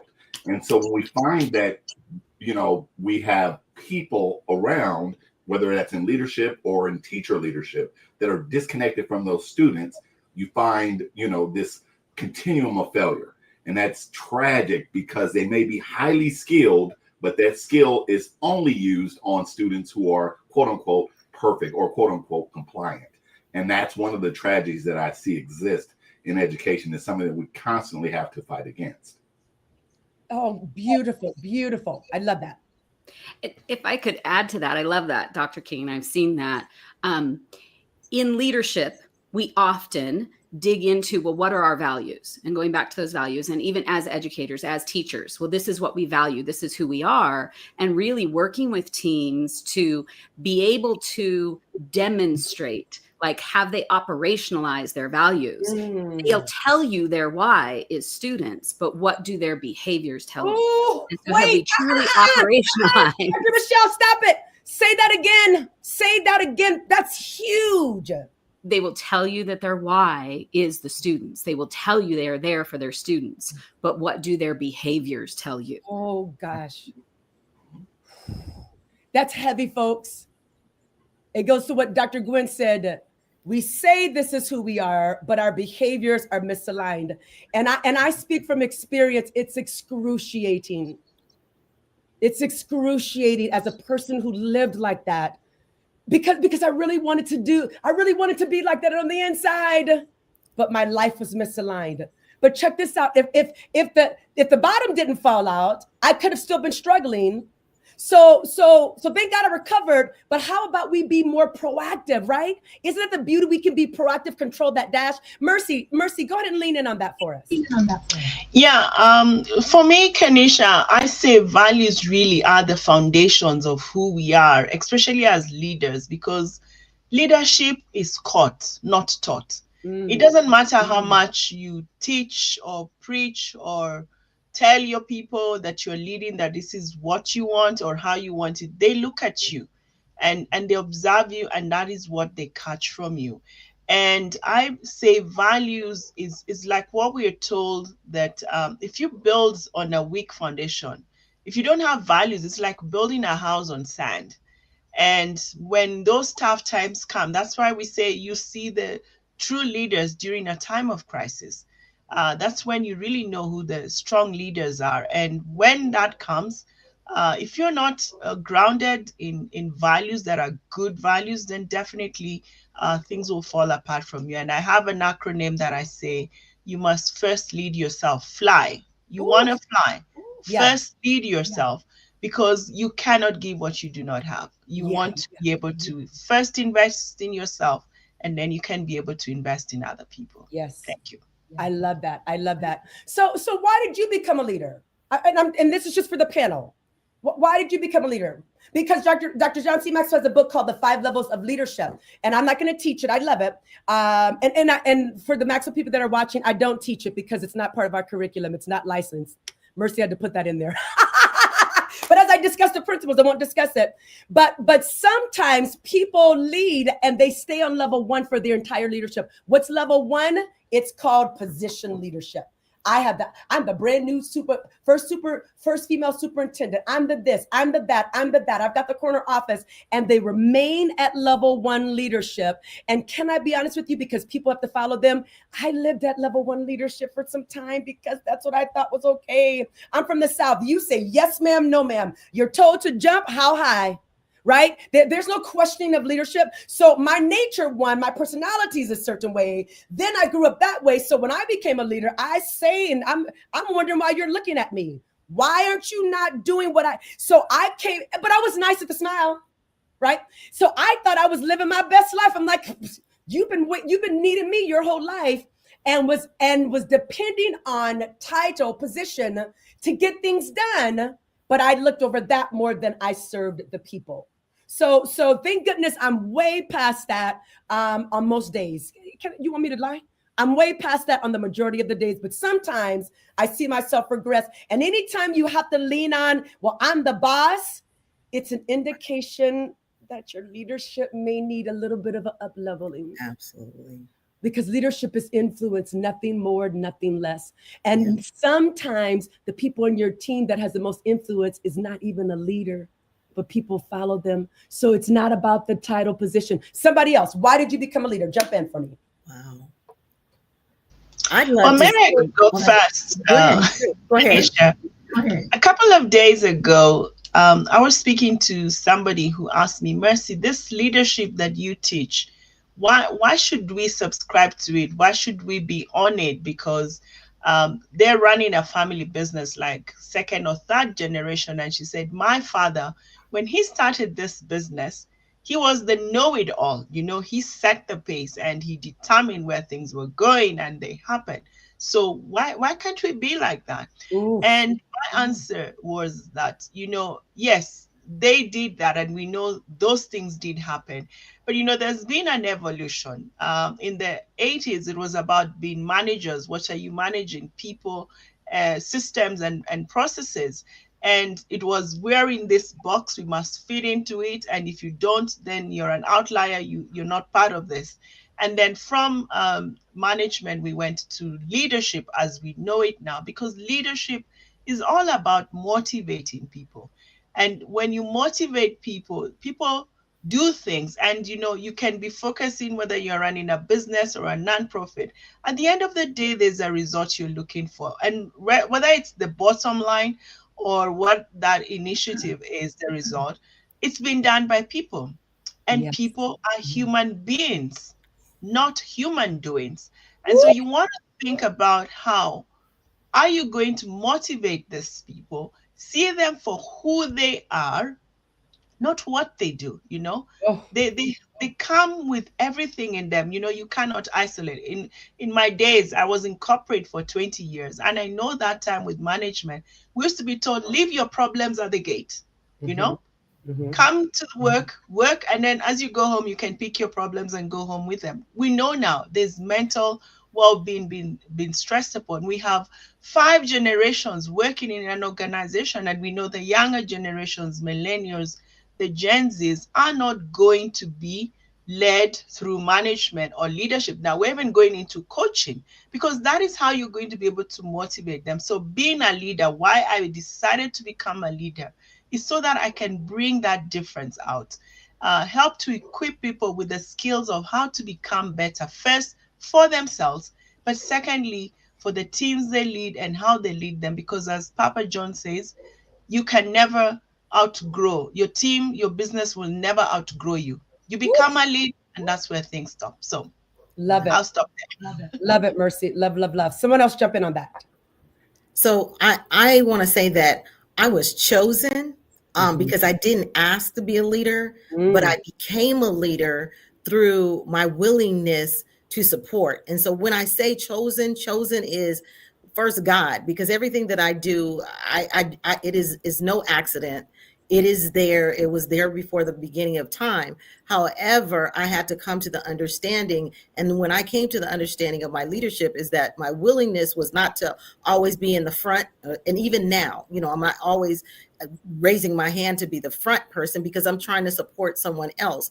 But the leadership skills come out because over time, I was in corporate America for 20 years, and I began to realize that my leadership role was developing because I was willing to help those that others just wanted to point fingers, point out negativity, and they thought because I am the one in charge, and they wore that, you know, out of their mouth, on their shoulder, where I was like, it didn't even matter. So as I became a leader, no one never knew that first, but they knew my character of helping. And then it was, oh, she's the one in charge, or whatever tagline they wanted to put on me. So that has developed all that I do. And that's why I stay around youth so much, is because I want them to understand their natural skills, talents, and abilities are there, even if there is no talent, and it will come to fruition. And so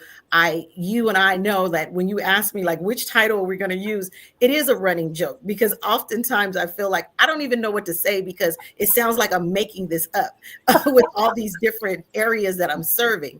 But as you stated in the very beginning, before we even came on, it is the true definition of understanding what a servant leader is. And so serving brings you to leadership, where others think it's just, I'm the leader and I don't want to serve. Well, I beg to differ. If you're going to lead, you're going to serve, which is the reason why I'm up early this morning with 1,000 things to do, because Dr. Kenesha called and said, I need you. And not that I'm a glutton for punishment, I'm just a leader by nature. Thank you, Dr. Gwen. Dr. King, go ahead, and then we'll go to you, Dr. Michelle Smith. So I would offer, like, similar to Dr. Rogers, if you look at the series of things that I've led, this is not going to seem like it's connected, but I never want to be in charge. So what actually happens, and a lot of people can resonate with this, God has gifted me with the ability to communicate and people's willingness to listen, and the ability to synthesize information and make it simple and plain. And I've always noticed that as a child, that even adults, no matter who the audience were, they were willing to listen. And so the reason why I wanted to do that in the educational space is because that can help a child, because I'm a person who was born from in a very meager circumstance, and been able to, through the grace of God, change that. And so there was a point in time in my life when I was about 18 years old, going through college or whatnot, where you're looking at this crossroads, right? Should I go down the path of being a politician, right? Because they're willing to listen and they're willing to vote for me, or whatever the case may be. But the reality is, I don't care about the potholes in the street the same way that I care about the kids in the classroom, right? So I knew that, Lord, what should I do? What would you have me do? The other part of that question is, Lord, should I be preaching the gospel, right? Because you have put it in my heart to share your word. But he's also put it in my heart just to teach, and the Bible is very clear about what those giftings are. So to more succinctly answer the question is, I wasn't trying to be in these positions. I just had something to say, and people were willing to listen. And then the other people around you want to follow you, because you're also willing to follow. You went out, Dr. King. Uh-oh, can you still hear me? I can hear you now. And so what I was saying is, I think that's kind of how it just happened, over and over and over again. So I thank God for whatever that is. And I usually tell young people, that same kid who can get everybody to talk in the classroom about things that the teacher's not talking about, you have a gift. Now let's just channel it where it needs to be channeled. Love that. Love that. Thank you, Dr. King. Okay, Dr. Smith. I think I echo a lot of the sentiments of you don't start out choosing, I want to be the leader. And as I started out as a teacher, and then seeing the kinds of opportunities and support that I wanted all students to have. And so I wanted that influence to spread beyond a classroom. And then you grow, and you want it to spread beyond a school. You want it to spread to the entire community. And so for me, just really, I think I've always been centered on how to create opportunities for students, having come up within this community and having come up as a person without means, and just wanting to make sure that our students have the kinds of opportunities that students in affluent neighborhoods have. Yeah, I love that. So confession, my story is very different. I came out of the womb wanting to be a leader. The doctor slapped me, and I slapped him or her right back. I said, "Why'd you slap me? That's not right. I didn't ask to be here." So always have had, the gifting, the blessing to communicate. Like you said, Dr. King, people follow, but I had this great ambition. But what was interesting, it wasn't necessarily to self-serve for me, do something for me. It was always to get the project or the job or the task done. But the concern, even with that, is, I think, Mercy, you said it earlier, I was looking at people as people doings, not people beings. So if I'm after a task, I'm like a pit bull that's on a bone. I'm not stopping to that bone, including what's on the inside is eaten up. And if you're moving too slow, I will push you out of my way, right? Not to hurt you. So that was like this ambition to make a change, make a difference. But the problem again with that is along the way, I have unintentionally, because I wasn't aware of this, I unintentionally damaged, hurt, and I'm going to use the word damage, hurt, right? Said things in my efforts to accomplish a mission. I did not always handle people. Why? Because I thought I smile. I really do love them unless you're moving too slow and we can't get the job done. And I still love you, but I'll love you after the project is over because we're not giving any love right now. Go sit down in the corner because we have right? Like that's how it was. And I thought that I was proud of that. So I interject this because there's somebody watching this right now and you are the old me. You hear in my story how you are now and you're proud of it because really you're not trying to get people to serve you. The mission is outward, and that's a very different thing than a leader that's trying to be served, right? But the mission is outward, but how are your people? One of the questions, we won't get to this one, I was going to ask the team, how are your people?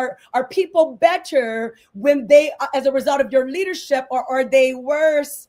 And I can tell you, when I was that type of leader, the project got done and people were excited to do it most times. And if they did it at my pace, but if you could not keep up with my pace, which is, I'm like this all of the time. I live alone. I'm single, no husband, no kids yet. I walk through the house like I'm on a mission. I'm just going to the toilet. Like it's 2:30 in the morning and I get out of the bed with intention and a mission. And I'm walking with intention to the toilet. And I sit with the ambition, and I clean myself with ambition. I wash my like that's just who I am. And after a lot of feedback, so those of you who are listening that you came into leadership, maybe not like my other beloved brothers and sisters, but you were more like me. You have to get feedback from folks, and I started getting feedback.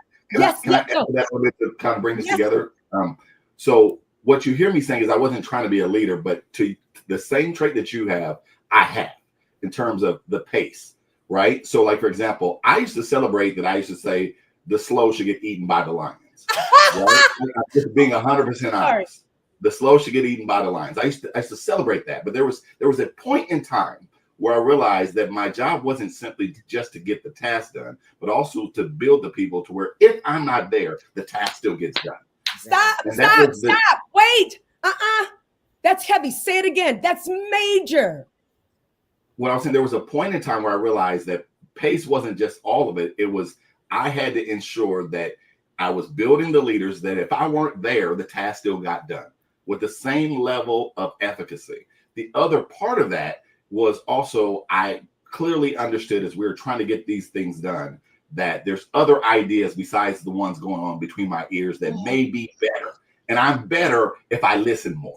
And so those transitions actually helped me. So I used that pace that's naturally in me to then say, sometimes if I slow down, I'll be a little bit better. But not only if I slow down, I'll be better, but they'll be able to keep up and they will be developing along the way. And we're better for it as a team of people. And being aware of that is so important. You have to know, and a good leader is still observing the troops. Are they okay? Checking in with them, like we said before, because they're not us. Yes. They're not us, but they have a lot to bring to the table. And we have to allow them to be able to do and make the mistakes and then correct them and love them still. Oh, gosh. Kanisha, there's something that Ryan Lick says that I use for myself a lot nowadays. And I ask a lot of the people that engage with me, and I say, if you were to be on the other side of you, if you were leading you, would you be happy? Because we're very quick to point out, oh, I don't like Kanisha. Oh, I don't like Dr. Kings. You look up and you point fingers, but you forget that there's another 3 fingers pointing at you when I'm doing like this. I've got 3 fingers pointing at me. So if I was on the other side of me, would I be happy with my leadership? And I think for me, that's where it all sinks. And Thank you it for saying helps that. me Thank you. to Thank you. desire to be a better leader. Thank you, Dr. Kings. Thank you. Yeah, thank you. Yeah, so That we was- can all think that. I'm going to share that with other people very often. If nothing else, God bless the day for that. Thank you for that. Listen, John Maxwell My has pleasure. it. Also, Mercy, John Maxwell has it in his book, Good Leaders Ask Great Questions. When I was teaching on that book and I saw that question, because I was going through, that was part of my transition period, right? Like my heart broke because it now humanized people for me, right? Mm-hmm. Which is what I believe you all are saying, that maybe came a little bit more natural. Your natural nature is to have people humanized. That I didn't see that. And even when I hear you talking now, like my heart's breaking, and not breaking, I'm depressed, but which is why I'm so passionate about what I do. This is why I do what I do, because I know what I was like. I know what I was like. I know that people had to experience me, and I know what it's like on this side. And so I will spend the rest of my life helping people and helping leaders to transition to a higher level, because we're dealing with people's lives, right? Mm-hmm. That goes home to their family. Their families are affected by how I led them. That's huge. But I never stopped to think of it. It was ambition and getting the project done. There's more to leadership. Folks, oh gosh, I'm going to ask you another question. We don't have time for it, but I'm the host, so I'm going to do it because I want to hear your answer to this. So gosh, there's so many. Oh, okay. I'm going to challenge you. What steps do you need to take so that you can ascend to a higher leadership ladder? Or essentially, how do you plan for your continuous growth? So not everybody, like you, like what is your plan so you can continue to grow, raise your leadership lid so you can continue to serve at the highest level? Like tell me, not the whole thing, but like give me at least a step or a part of your plan with how you will ensure that you don't regress and that you keep adding value to yourself so you can go out and add value to others. Jump in on that, please. I'll go ahead and jump in. I think one of the things, it's already been talked about, that you ask more than you tell. You ask really good questions. You have to surround yourself with diversity of thought.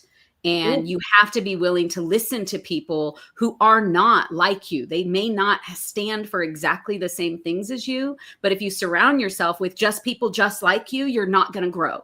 And so you really need to be intentional about allowing people to challenge your thoughts and your ideas so that you can grow.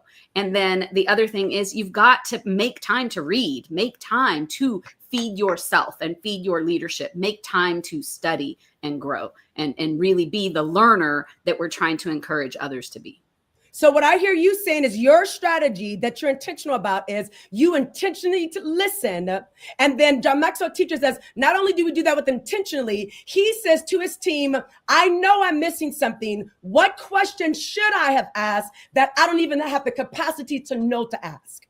Yes. The person who comes up with an idea out of left field, that's the greatest contribution to the conversation, because you hadn't been thinking that at all. And so now it really broadens the scope of the conversation. But can I tell you that I didn't get that? In fact, I'll tell you a statement that I want to hear from the rest of you all. I was proud. I used to say, if I can get more people to move how I move, the world would be a better place. And I was proud of that. I never posted that on social media, but check this out. It was my value at the core. So I never had to articulate it publicly, but you saw it in my behaviors. I think we're missing the listening and we're missing the bridges. And if we as leaders can intentionally do both, we listen to others with diverse thought and we are intentionally building bridges, then maybe we can reduce the level of conflict that we're facing. Thank you so much, Dr. Michelle. Somebody else jump in on that. I love that. I love what you just said. And I just simply want to say that and then add to it, right? Yep. For me too, it is the check-ins is that I'm bringing people along with my knowledge. One of the greatest gifts that I had when I was in corporate America for others is that I was not afraid to teach others what I knew, which allowed me to continue to gain more information because I could see the growth through them. So I love that. It's like people used to say, well, you know, why are you teaching them? They could take your job. I was like, I'm not afraid of that because the better they are, the better I'm going to be. And I'm going to take credit on both sides. Like, this is amazing. Why hold on to it when I only know that I'm limited in what I know? But developing that trust, they would bring it back to me. I would learn. I would be encouraged. They would be encouraged. And so it was an extension of my gift that continued on instead of limiting it. We have to then continue to bring people along with us and say, okay, you can do it too. That's even this doctrinal journey that I was on was personally something for me, but so many other women came and said, what? I can do that too. And so I love it. How can I help you? How can I help you get to where you want to be? So that's for me. Love it. Love it. And but we have to be strong enough as leaders, right? To be able to not be intimidated, have fear. Yes. Now I wanted to do that, Dr. Gwen, but everybody moved too slow. So I would give them the mic and you move too slow, you talk too soft, and I would take them. I'm just telling you, I would take the mic right back. You're not ready, right? Well, that didn't help because they're never going to get ready if you don't let them have the mic. Go ahead, Dr. King. So to kind of echo that, like you, my tendency would be to speak first. And so there had to be a lot of intentionality about listening first, because it might build you in terms of your ideas. But one of the things that I'm very sensitive about is, am I developing other leaders behind me? And are the people within our system getting better? Are they getting better where their ideas are just so much outspending any idea that I may have had? If that's the case, and that to me is more of an identifier of strong leadership than anything that comes out of my mouth, anything that I'm leading the execution on, it's this team of people. Are we being collaborative and building the leaders under us? Have we systematized the building of leaders? Have we systematized an opportunity for them to stand out? One of the things I do believe as a leader is that those who are gifted with just this natural ability, you can't really hide it, right? You really can't. They're going to stick out. That teacher that needs to be elevated is going to stick out. That administrator that needs to be elevated, they're going to stick out. They just stick out. Now, do we have a system that allows them to be developed, right? Yeah. But then even those who don't stick out, do we have a system that allows them to be better than they were yesterday or last year, et cetera, et cetera, et cetera? So to me, that's one of the things that for me as a leader, I'm very intentional on in terms of, am I getting better at that? The building of leaders, because at some point my time is over. I'll be done serving in this role. And so we'll see, what does this system keep doing beyond it? Love that. Love that. Mercy, I think we need you to weigh in on that. Yep. Mercy, take about 60 seconds because we're going to wrap up our panel. So answer that for us, please. Quick one. So on my part, based on my personality, is that I was taking on too much. I did not have room to say no. And it brought me down. I actually got affected, my health. And what I have learned now is to be very intentional and to look after myself. Yes, I want to add value, but I need to do it in a very intentional way, create margins around myself so that I continue to be of value. And then just like you, Kenisha, I am now very intentional. As I ascend higher on my leadership ladder, I am pulling others up with me. And so just like you're doing sessions for anyone who wants to onboard onto the Maxwell leadership team, I'm also doing that. So if you find Kenisha's time, she's on the West Coast. I don't know what time it is there now, but for me, it's going to 9 o'clock in the evening. So if you're on my time zone, look out on my social handles. I'll be posting a link where you can be able to join in. And if you want to be part of the team, because in this world, for things to change, we need more leaders, not followers. We're in need of leaders. And as John says, everything rises and falls on leadership, and good leadership at that. So if we want to see the trajectory changing in our communities, in our countries, and the spaces we're operating, it doesn't matter whether it's an organization, the churches and everything, we need great leadership based on good values. And as I bring John to Kenya in November, we're also talking about Africa High Road Leadership. That's going to be the theme of our conference, because as a continent, yes, that book that you're seeing there, if you attend my conference, you're going to leave with your own copy. You don't have to look for Kenisha's. but you need to come for the conference. So thank you, Kanisha. Back to you. Awesome. So I'm going to give you a minute, and I'm going to ask you all to give us your best wisdom nugget in 30 seconds. But before we do that, I want to take us go ahead and take us off real quick.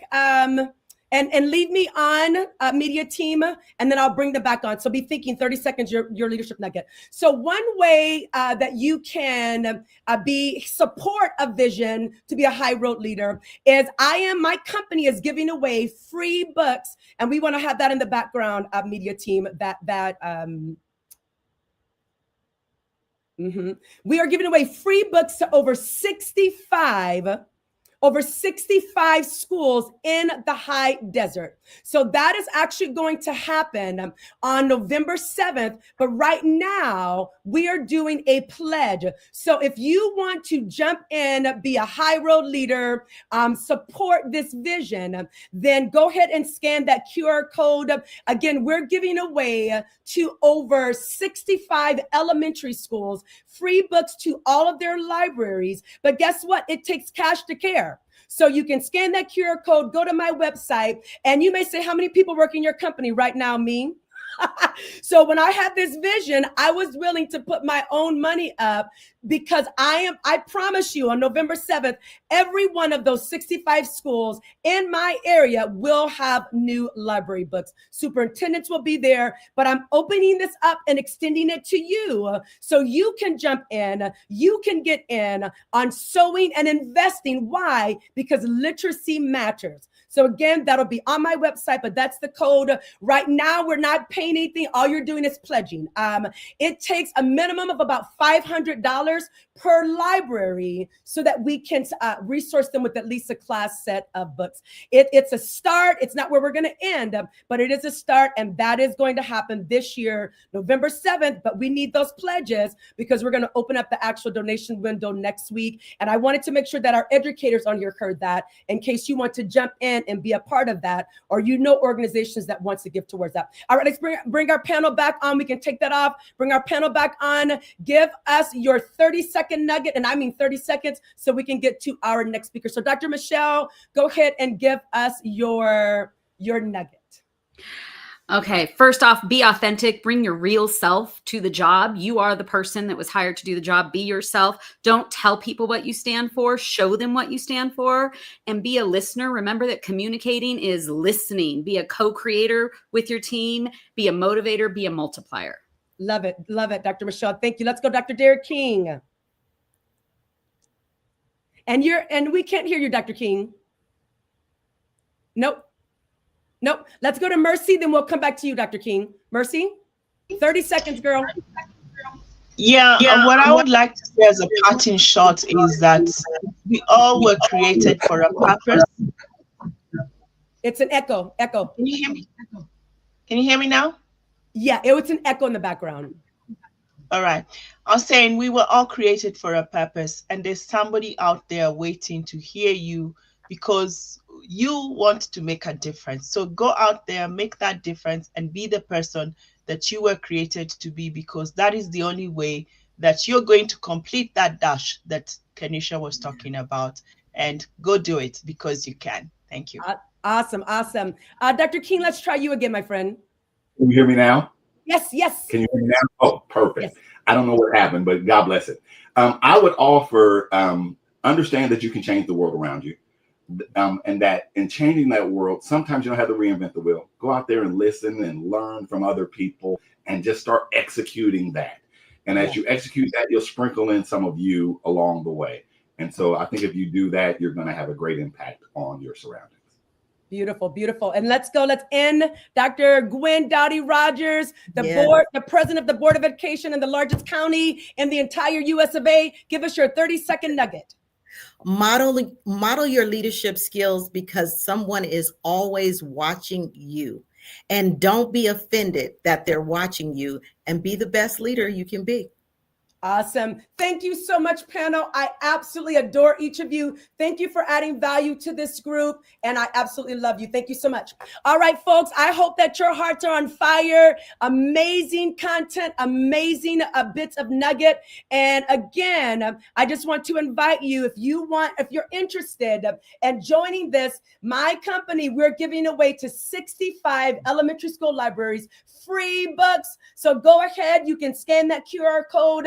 If you want to make a pledge, your pledge could be $10, whatever it is, but it takes about $500 to at least bless each library with a set of books. I would love to give way more than that, but we need to come together as a community for this. All right, folks, it is time to go to our next speaker. This lady is on the Maxwell team, and listen, this lady owns, I believe, 3, 4, 5, 6, or 7 mountains, literally. And I don't mean, oh, she's a mountain. No, I mean literally the land. She owns them. So we're going to listen to the bio of Marissa Nelson. And then after that bio, she's going to come up and bless us for about 20 minutes. She just released her new book.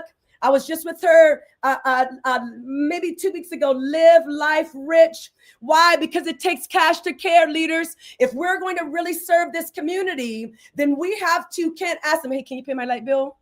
And serve. How about we can pay our own light bill and pay a couple other people's light bill? So let's hear the bio for Marissa, and then she will be the next voice that you hear. Marissa Nelson is the founder and CEO of an 8-figure debt-free financial firm managing over $1 billion in assets across 46 states. Her journey began on a North Dakota farm where she learned the value of hard work and resilience. Over the past 30 years, she has founded 5 self-managing companies and coached thousands of entrepreneurs, helping them make money their best employee. She is the author of her brand new book, Live Life Rich, a guide to building not just a profitable business, but a life of true freedom, financial, personal, and professional.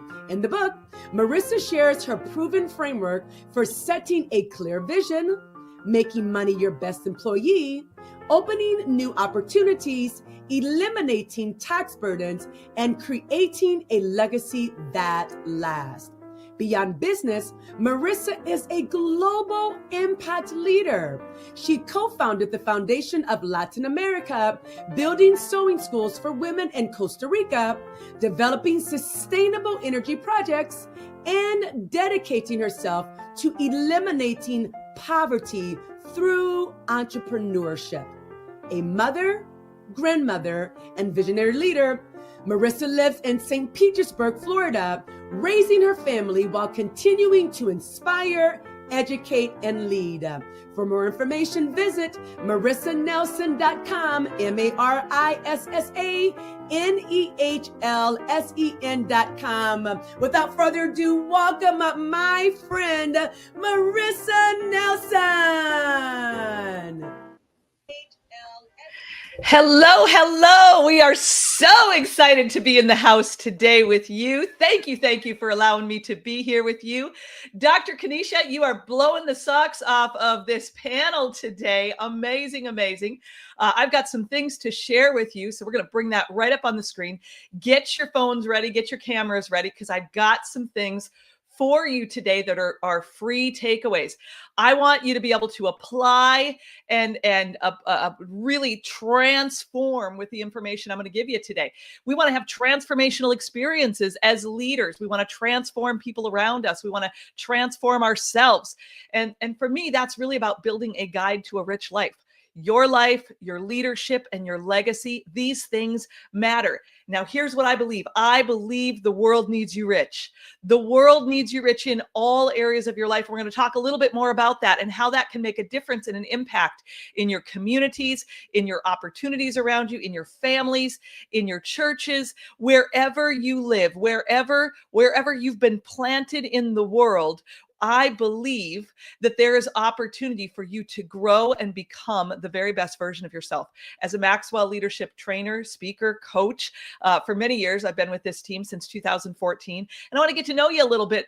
But part of that process for me has been just been introduced to incredible leaders around the world. I know Mercy. I know Dr. Kanisha. These women are incredible leaders. And as I think about this for where you're going and where you're growing, I want to really help you today. But the first step of that is we don't always look like where we come from. We don't look like what we've been through.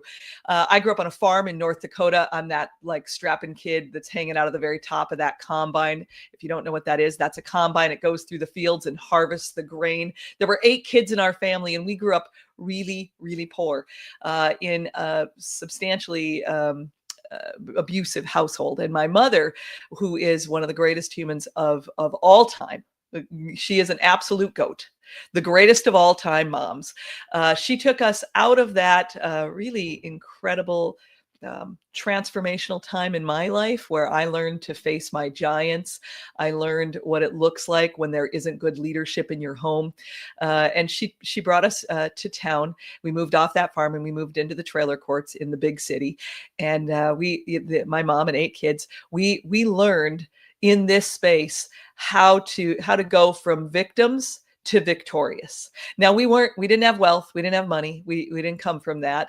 But, you know, all the way through that process, I learned as my mother spoke into me this one question: who will you choose to be? Will you choose to be a victim or will you choose to be victorious? That it really is a choice. How you lead your life really is a choice. And the life I now get to live today with my family has been about a series of choices. See, I think small actions over time lead to great change in our life. And the question that I think would be great for us to start with today is, are you allowing your conditions and circumstances to lead your life? Because there's 2 ways of looking at your life today: that life happened to me or life happened for me. See, I could look at my dad and I could say, you know, my dad abused all of us and we went from this bad place. But what I learned from my dad is I learned some grit. I learned to stand up and face my giants. I learned that poverty does not have to define me. Emotional poverty, relational poverty, spiritual poverty, physical poverty, financial poverty, it does not have to define me. And so I'm going to ask you, how are you leading your life? What perspective are you living by? Now, I talk about a rich life. My book is about a rich life. And when I talk about a rich life, people think I'm talking about money. That's only a very small part of the equation. But emotionally, when you look in the mirror, physically, when you get up today, how you feel, the relationships that you have today, do they look at you like you're a hero or do they look at you like a zero when you come in the door at the end of the night? When they hold your hand or look into your eyes, what do you feel? What do you feel for them? And what do you give to them in that moment? How are you leading in your family? How are you leading in your teams? How are you leading in your relationships? Do they feel loved, seen, heard? Spiritually, how are you leading your life? Are you spending time in that connectedness? Now, I'm a person of faith, so just take a deep breath. Everybody take a deep breath. I'm not here to convert you, I'm just telling my story. But at the end of the day, I would share with you that belief in something, for me, it's the grand overall designer. Belief in God has changed my life. And it has created some very powerful principles that I live by today and I serve by today and I lead by today. The financial is the last portion of this. And I end with the financial because a rich life to me, I got to have these other things in order first. How I see myself, how I physically take care of myself, how I relationship take care of the people around me, how I spiritually spend time with my Father, and then what I do with my resources. So here's the question for you. Are you living by design or by default? Are you in a reactive state or a proactive state for your life? How are you living? Today is an invitation with no expectation. But I would share with you, this invitation with no expectation is really clear. We can get focused in our life and where our focus goes, our energy flows, or we can just kind of go through life. Now, if I could wave my magic wand today, what would be 3 areas of your life that you want to change in your leadership? You want to change in your transformation, that you want to move forward from where you are to where you want to be? Just 3 things. I'm not asking you to design your entire life today. I'm just saying, what are 1, 2, or 3 things that you'd like to get better either at or with? Now, I think reflection is a good first key. So I'm going to give 5 fundamentals to help you live a rich life today. And the first question I always ask people is, where are you now? Where are you now? What does it look like today in your world? When's the last time you sat and took an inventory of who do you know? What do you love? How do you serve? Are you living by design? And I think sometimes reflecting on the past is a big win for you as well. To say, what did I learn?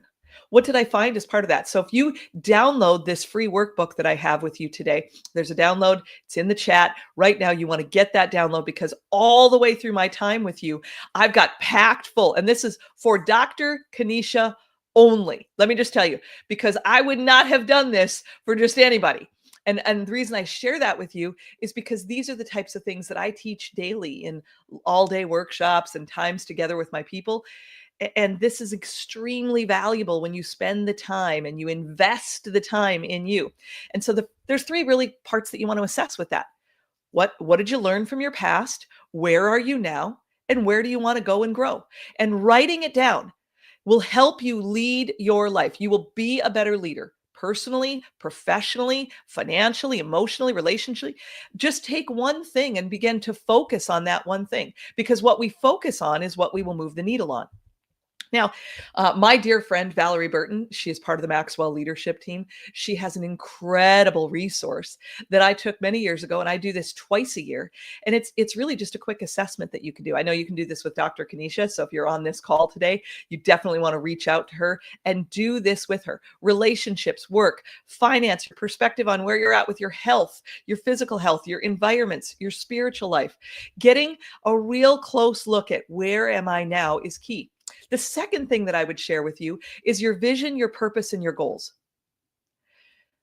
If you're here today, it's probably because there's something in your life that you want to transform, you want to get better at, you want to grow in.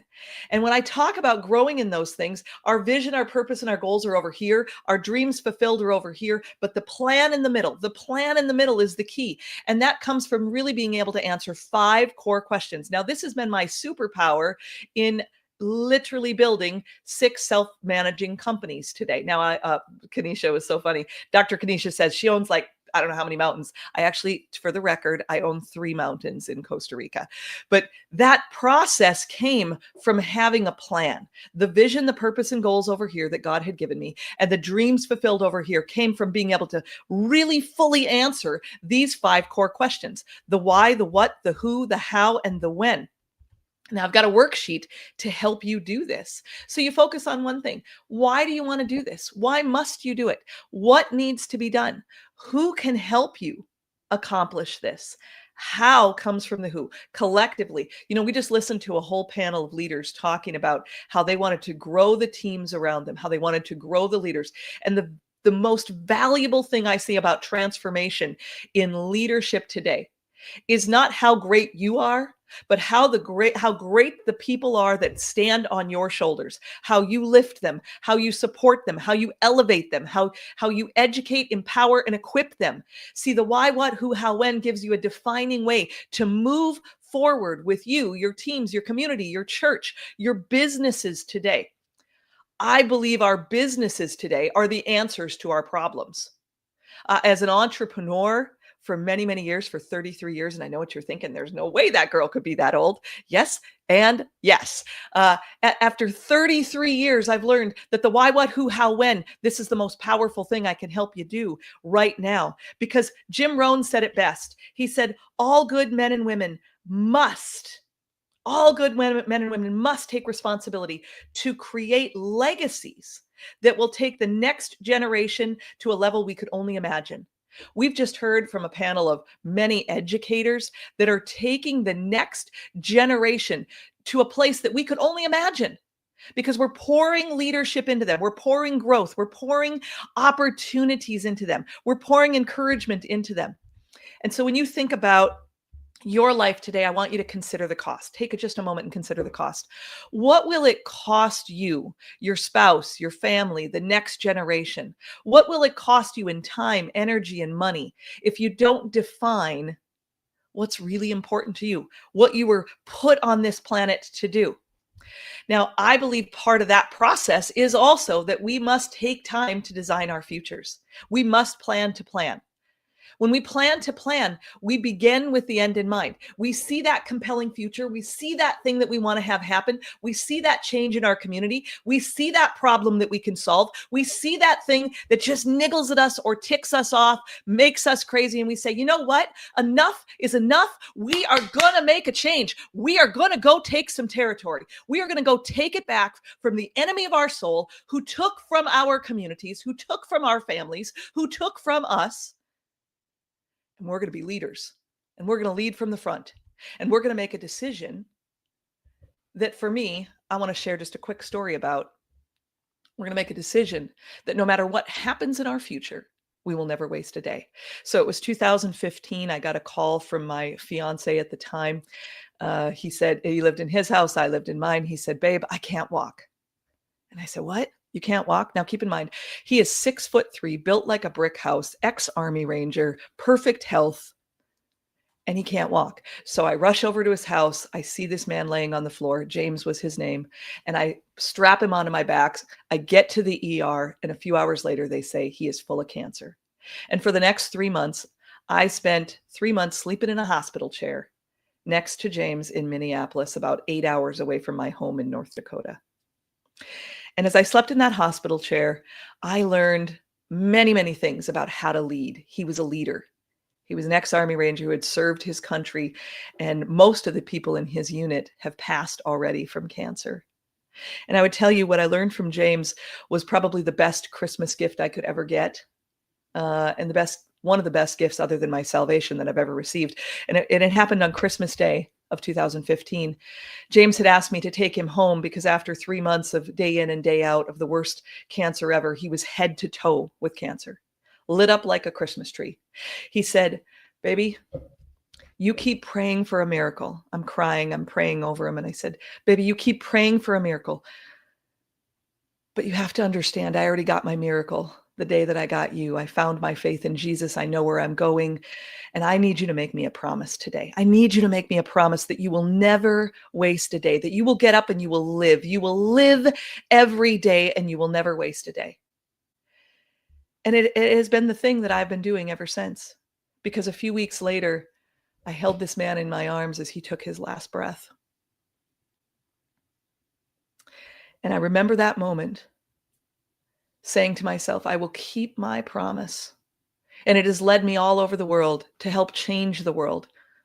My footsteps were led to Costa Rica. My footsteps were led to really make a huge difference in the world, to not just for me and my family, but for those around me where I could make a difference. And it came out of that moment to really ask those questions. What do you want your life to look like? YOLO, baby. We only get one life. Now, I didn't know what that meant because I'm old and my kids said to me, YOLO, mom. And I said, okay, what does YOLO actually mean? You only get one life. So I really got to get focused. And I'm going to ask you, will you get focused with me? What you do with your time, your money, your freedom, your options, your travel, your experiences. What kind of life do you want to live? Who do you want to serve? Who do you want to make a difference for? And I'm going to ask you, do you have a team around you? If you don't have a team around you, no problem. Let's build a team, because leaders are hope dealers. See, we help other people evolve. We use our gifts and we say, you know what? No matter what today holds, we are going to get up and we're going to be territory takers. We will stand there, even if we look crazy, even if we stand out, even if we don't want to be out front, even if it's not comfortable today. We are hope dealers, and we're going to encourage other people, and we're going to make a difference because we are going to use our power to empower. So I'm going to ask those people today, what's your vision? What's your mission? What's your purpose? What are your goals? Do you have a strategy? How can I help you? How can I serve with you? How can I make a difference in your life today? Now, these things are all critical to us because at the end of the day, when we begin to talk about using our power to empower as a leader, if we want to see transformation, the question is, do you have a vision worth following? Is there something that will be some wrong in the world that will be righted because you showed up today? James showed me that every day matters. Today matters, and I will never waste a day. So I get up and I have two kind of days, an above the line and a below the line day. An above the line is every day I don't have to bury someone I love. That's an above the line day. I have good days, I have great days, and I have growth days. I learned from one of the greatest coaches of all time. His name is Alfredo. You can have a good day, a great day, or a growth day. What kind of day will you choose? It was the same thing that my mother said to me when I was 14 years old as we were sitting in that trailer court with no heat in that North Dakota winter. When she said, Marissa, yeah, we're poor. Yeah, we are. Yeah, we don't have food in the cupboard. Will you choose to be a victim or will you choose to be victorious? And my mother used her power to empower me that day.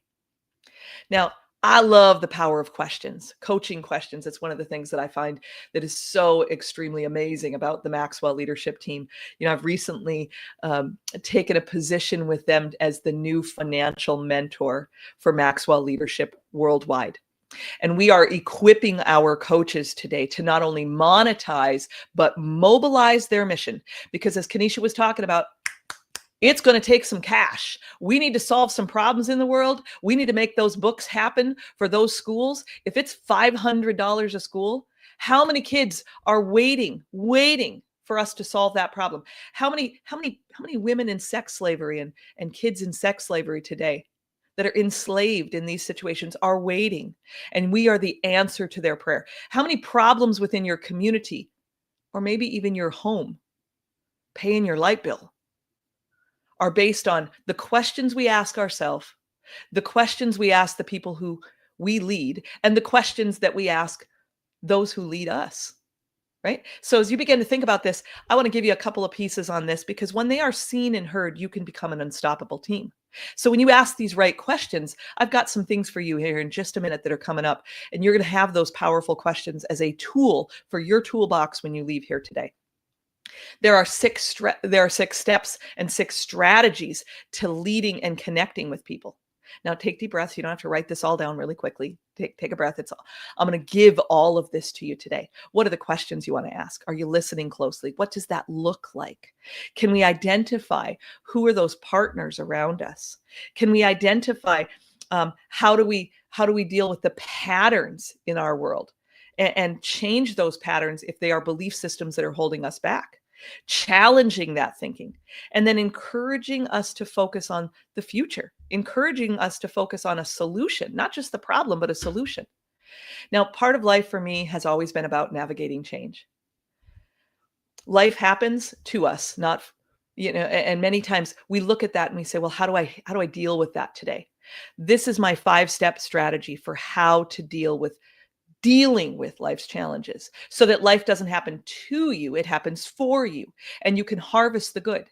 So wherever you're at in life, whatever the situation is that you're dealing with today, I hope you take this resource, you take it home and you use it. You say, that's me, I'm struggling today. I don't really know where to go or what to do. Well, the step is here. It's very clear. Let's get in the game. Let's ask some better questions of our life, because are you living by design or by default? And I want to encourage you to live a life worthy of the calling you received. YOLO. I want to encourage you to lead your life worthy of the calling you've received, to utilize your time, your energy, and your money, because the world needs you rich, emotionally rich, physically rich, spiritually rich, relationship rich, financially rich. Who's suffering today because you're not with them in the game? You're not there yet. Leadership is transformation. It's really changing the world around us and making it a better place. It's taking that moment and saying, what are we going to do? So I've got a free gift for you today. In fact, if you got that QR code from the beginning, or you get into the URL that's in the chat, you're going to get all of what I gave you here today. There's a whole free workbook that's going to go with what I gave for you today that has all the questions I gave you. And you can take those worksheets, take them home. I would encourage you to do that with your friends. I would encourage you to grab a partner and partner up on this. See, we are better together. Use your power to empower. The last thing I've got for you today, and it's available right now, is my book. And you don't write books to get wealthy or get known. You write books because you want to help people. And after 33 years, I learned this is where I want to be. I want to help people. I want to make a difference in the world. And so it's now ready for you. This is an entrepreneur's guide. It's practical, tactical strategies to help you move forward in multiple areas of your life. And then I've got a free podcast. Just hop on. if there's some questions that you have about life and business and leadership, these are some areas that I really want to help you. And there's downloads available that are all free there for you. And I want to connect with you. So at the end of today, if we are not Facebook friends, that is where I hang out. I've got LinkedIn, I got Instagram, I got all those things, and that's great. Instagram is wonderful. LinkedIn and Facebook is where I hang out, and that's where I want to be with you. So I want to just say thank you so much, Dr. Kenesha. Thank you for all of you that participated today. I hope you take these resources and you run with them and you love them, and that you live the rich life that was meant for you. Thanks for being with me today. I appreciate you so very much. Oh my gosh, Marissa Nelson. I'm going to throw something at you. Hey girl, I love you so much. Thanks for letting me be here with you today. Listen, folks, this lady's the real deal. She's the real deal. We were at an international Maxwell conference. We go all the time. And this was maybe about 2 years ago, a year and a half, I don't know. And so when I go here, I dress up. I like to dress up, makeup, hair. And so it was a midday. Listen, we're in the hallway. She hemmed me up, folks, in the wall. She came to me and hemmed me up by the neck and just started going in, right? Did not catch you by the neck. Did not. Although I am from the courts, baby girl. So do not be fooled by where I live now or what I look like now, because this girl can take care of herself. Listen, she hit me up by the neck. That's what I felt like. And she literally began to read me like a book. Right. And so picture this: hair done, dressed out, full makeup. And I began to weep uncontrollably. There are thousands of people walking, and she tunneled in and just began to speak life into me. Now, what she did not know is I was getting ready to enter into the most difficult season of my entire life. As a woman, as a person, as a leader, she didn't know that. And the words that she said in that divine and prophetic moment literally took me into that season and were part of the resources that helped me to get through it. Marissa, you're the bomb. Listen, folks, she's on the Maxwell leadership team. If you want to see her in person and have access to her, Odette, let's put up the side. Thank you, Marissa. We're going to let you go. I'm again inviting you to join the Maxwell Leadership Certified team. On this Tuesday coming up, I am going to have an informational meeting. I'm going to tell you what Maxwell Leadership Certified team is like, what it's not like, right? It has literally changed my life as a person, as a leader, and I want that experience for you. So scan that QR code, and no pressure. We're going to be on about an hour. Why? Because if you want to be a leader that serves your community at the next level, we cannot do this alone, folks. We have to be intentional about placing ourselves in a leadership environment of growth. We are almost 65,000 people strong on that team, as well as in 165 countries. I'm telling you, it is the real deal. And the people on the team, the mentors, Marissa's one. Our next speaker is the executive vice president, and they're always available there. So if you want to grow, but if you want access to global leaders, to include myself, please sign up, fill out the Google form. I'll send you the Zoom link. We're going to have 2 meetings, one this Tuesday in the morning, one the following, because our next certification is in March, right? March of next year, and it's in Dallas, Texas, March 16th, 17th, and 18th. And I'm trying to bring a group with me, folks. Why? Because we need, in this world now more than ever, we need high road leaders. Where's my book by my sweet Papa John? We need high road leadership. I'm leadership sad. That's what Papa John says, which means that, and I'm not pointing this at anyone, but probably everyone. He's leadership sad, and I am too, because we've left our place of leading with integrity, morals, values-based leadership. So if you want to be in a growth environment, please register, sign up with that QR code, and I'm just going to share with you an environment, a team that has literally changed the trajectory of my life. Remember, I mentioned to you earlier, I retired from education at 45. I don't get paid anything, because I'm too young. But being on that team gave me the courage, and they resourced me to, at 45, with no business experience, check this out, not A1 class, to leave that job. And in my first year of being an entrepreneur, I made 6 figures. In my second year, I made $208,000 doing what I loved. It was nowhere on my radar until I joined this team. So I've got stories upon stories to tell you, but not right now. Register with that code, or go to my website, and then you can see how you can also join this growth environment. Listen, folks, I am, again, March 2026, 16th, 17th, and 18th. That's where you can get certified. But before that, we're going to overwhelm you with wonderful resources and a team that is going to help propel you to growth. All right, that's enough of that. It's not enough of that, but we're out of time. Now, listen, folks, it's 11:29. Let me just cut the real deal with you. The show's supposed to end at 12. We're going past 12. I'm telling you right now, and you're going to be thankful that we're going past 12 when this next speaker gets up. This is my friend, my mentor, and he's going to come up. He's going to come up and add some massive value. He just released his book here recently, From Drift to Drive. And so we're going to have his bio. And then after that, he's going to be the next voice. If you absolutely have to leave at 12, I understand that. I love you. I honor you. We're going to keep going, but you can always go back and watch it because it'll be on my social media pages. So let's go ahead and play Chris's bio, and then he will be.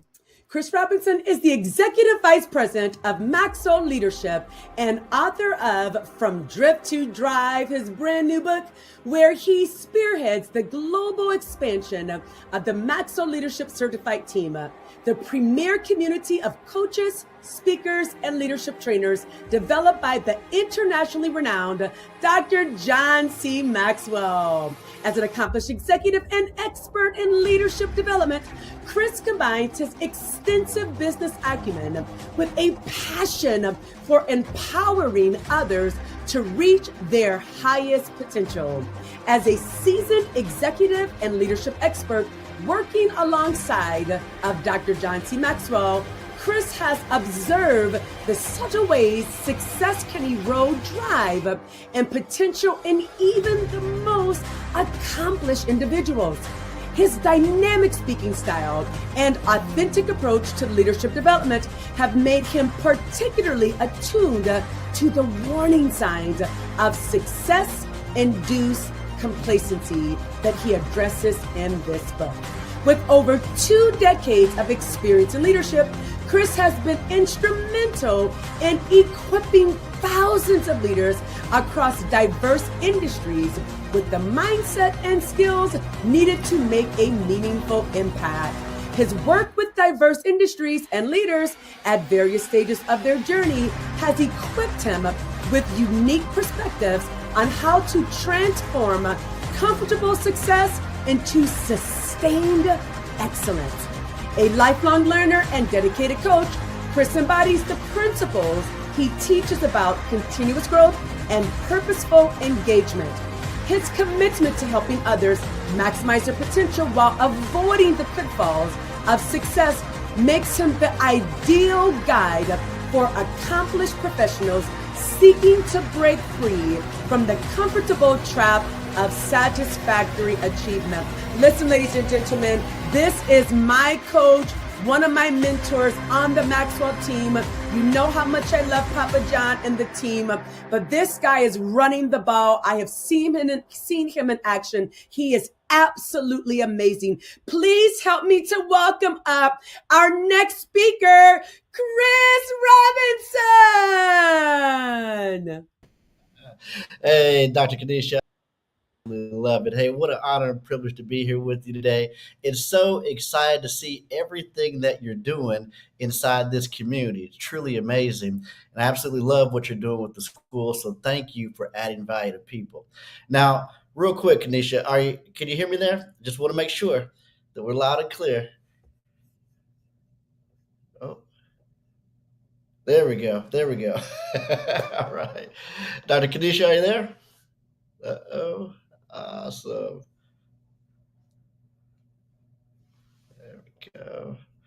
Great. Okay. Well, hey, look, I was going to jump in. Just wanted to share how incredible. My background's a little choppy here today. I'm actually traveling right now from Florida to Kansas City, and so I'm not in a traditional setup, and so I'm kind of disappearing here in the background, but it's okay.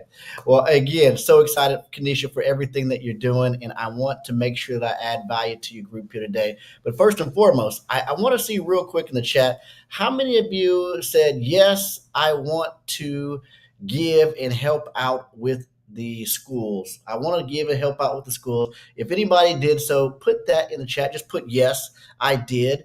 Because what Kenesha said is that it takes money in order to get the message moving forward.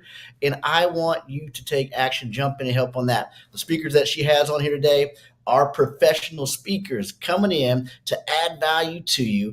And I'm telling you what, they gave you some goods today. So Kenesha, here's what I'm going to do for you. I am going to sponsor a school. I already filled out my form. I'm going to take a school, take that off your list. And so I'm going to start with sponsor school. I'm going to lead first. I want to add value first to make sure that we are getting books into kids' hands. And so we're going to be doing that because reading transformed my life.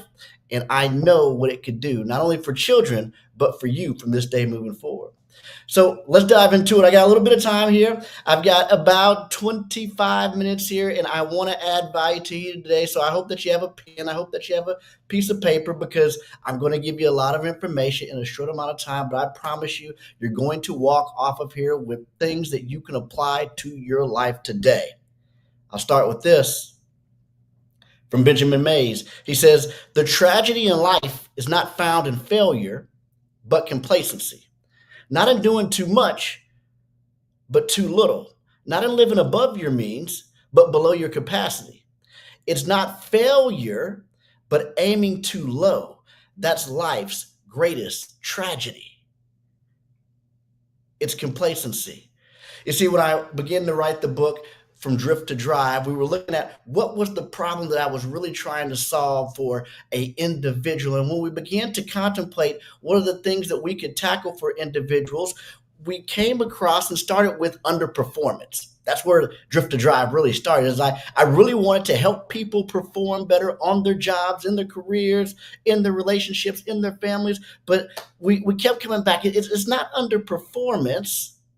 What we're saying is, what is really the root cause? Because it's one thing to look at the fruit of something, but it's another thing to pull up the root of something. Come on, somebody. It's one thing to look at the fruit of something, but it's another thing to rip out the root of something. And I wanted to get to the root of underperformance. And here's what it was. Just as Dr.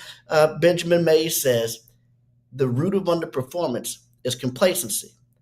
Now, I know when you hear the word complacency, it's often related to the phrase such as laziness or apathy.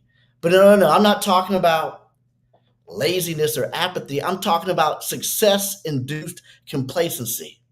Success-induced. I'm talking about those areas in your life where good is good enough. You know, in fact, if we go back and we look at the original meaning of the word complacency, the original meaning of complacency is careless security. Now think about this. Where in your life right now are you being careless? In your marriage, in your health, in your spiritual journey, in your career? Where are you being careless? And so what I did was I began to think about this word complacency, and I redefined complacency inside the book. I redefined complacency inside the book because it's not laziness or lack of movement. It's automation without intention. It's automation without intention. And so I redefined complacency in the book to a secret place of satisfactory success. A secret place of satisfactory success. Now, come on, think about that. Think about that. Those areas in life where good is good enough. Now, we've all done it. At some point in time, we worked hard to get to a certain level of success or movement inside of our life. But then once we got those things going, once we achieved a couple things, we began to take our foot off the pedal and begin to just kind of go through the motions. You see, what I want to do today is I want to bridge the gap, because You worked hard to get to good, but there's this potential that you still have. And what I want to do is I want to pull the gap between your good and your potential. There's more inside of each and every single one of you. But complacency holds us back from our very best. Those secret places of satisfactory success. You see, what is complacency? What is complacency? How can I better define it? You see, complacency, it looks like busyness. It feels like comfort. It sounds like excuses. It looks like busyness. It feels like comfort. And it sounds like excuses. Now, come on. I'm busy. I'm busy. You say, Chris, I'm not complacent. Now, look, I'll tell you what, if you call any person that I know, I'm telling you, if you call 100 people right now and say, hey, do you think Chris Robinson is a complacent person? 99.9% are going to say, no way. But let me tell you, I've got some complacent areas in my life, areas where good is good enough, where I just don't do the work that I should because it's okay. It's a secret place of satisfactory success. So it looks like busyness, checking off the list. I'm getting the things done. I'm moving, right? But busyness, when you're in this phase, and a way for you to kind of identify if you're in complacency is that you're busy, but you're not challenged, because routine has replaced reflection. Routine has replaced reflection. And so you're busy, but you're not challenged. You might be drifting right now. It feels like comfort. I mean, come on. We do all that we can just to get comfortable. I mean, for many of you out there, it's coming into the fall season. You're getting out your sweatshirts. You're getting ready to get the fire pits ready. And because, you're looking for that quiet, cozy, comfortable night where you can just snuggle in, right? But we do that in these other areas of our life where we're just looking to just snuggle in. And what I can tell you is that comfort, there's never success inside the comfort zone. There's only success outside that zone. So it feels like comfort, but it sounds like excuses. Well, I'll do it when I get back in town. Look, I'm going to be honest with you. I'm trying to make a shift into working on my health right now. And my wife says, well, when are you going to start that thing? I said, well, after we get back from this trip. I'm all right now. Come on, somebody. We all do. Look, we're all have it. Like, complacency is like whack-a-mole in my life. The more and more I study it, the more and more I realize that there's areas that I just could have more, be more, do more, but it's a secret place of satisfactory success. See, how else do we identify complacency? We identify complacency. What are some other ways we can recognize it? When you say later more than now. When you say later more than now. You see, delay is a quiet form of drift. Delay is a quiet form of complacency. Stop saying, I'll do it later. Start saying now more. Another way that you might identify if you're being complacent is that if you consume more than you create. If you consume more than you create. Because input without action is false progress. Input without action is false progress. Now, this is what we talk about. We're talking about shelf help. Come on, you've been on here for 2 hours, 41 minutes and going to get off here and have watched a whole lot of stuff and go, oh, that was good. That's consumption. The question is, are you going to do something after this call to take some action so that you don't find yourself in this false progress? It's time to take some action. Or another way that you might identify that you might be dealing with complacency is that you've lost energy for what once inspired you. You see, numbness is the first symptom of stuck. You remember that thing when you first got started? And when you first got started, you were doing all the things. It was excited. You were enthused about it. It was your goal. It was your dream. It was your passion. And then life began to happen. You begin to kind of get some success. And then all of a sudden, we begin to drift. and we begin to come numb, and what once excited us doesn't excite us anymore. You may be drifting, or it may be a secret place of satisfactory success. So some questions I would ask you are pretty simple. When was the last time you challenged yourself to do something hard? When was the last time you did something completely outside of your comfort zone? When was the last time you accepted a critique meant to help you? When was the last time you felt fully alive, engaged, and present? When was the last time you did something for the first time? You see, but I'm just like you. I have places of complacency. And in fact, this book was really spurred off of a place of complacency. You see, it was about a year ago that I was going to go speak on the other side of the planet in Cambodia with John Maxwell. Now, this was a big day for a speaker. Now, I don't know if any of you have a desire to speak, coach, or train, but if you do, I'm sure that on your list somewhere is to speak on a stage to share it with some giants. You maybe share it with the giant like a John Maxwell. You may want to share it with the giant like any speaker you could think of. Think about it. But here I am with one of the giants in my life, John Maxwell, and I'm going over to Cambodia, and I am getting ready to speak. And there's only 2 speakers on the agenda: John Maxwell, Chris Robinson. John Maxwell, Chris Robinson. Oh my goodness, what a dream day. Now, to top this day off, we're not just going straight to speak on the other side of the planet. We're going to go meet with the prime minister of the country, the president of the country. I'm going with John Maxwell to go meet the president of this country, and then we're going to go speak to over 2,500 people. Only 2 speakers on the agenda: John Maxwell, Chris Robinson. Oh, what a day. Now we go in and we meet the president and we have a great time. We come out of that room and John's got his arm around me, and I tell you what, we are laughing, we are giggling. Oh, what a joy, what a privilege that we get to have to lead at such a high level. We go into the event and now we're getting ready to speak to over 2,500 people.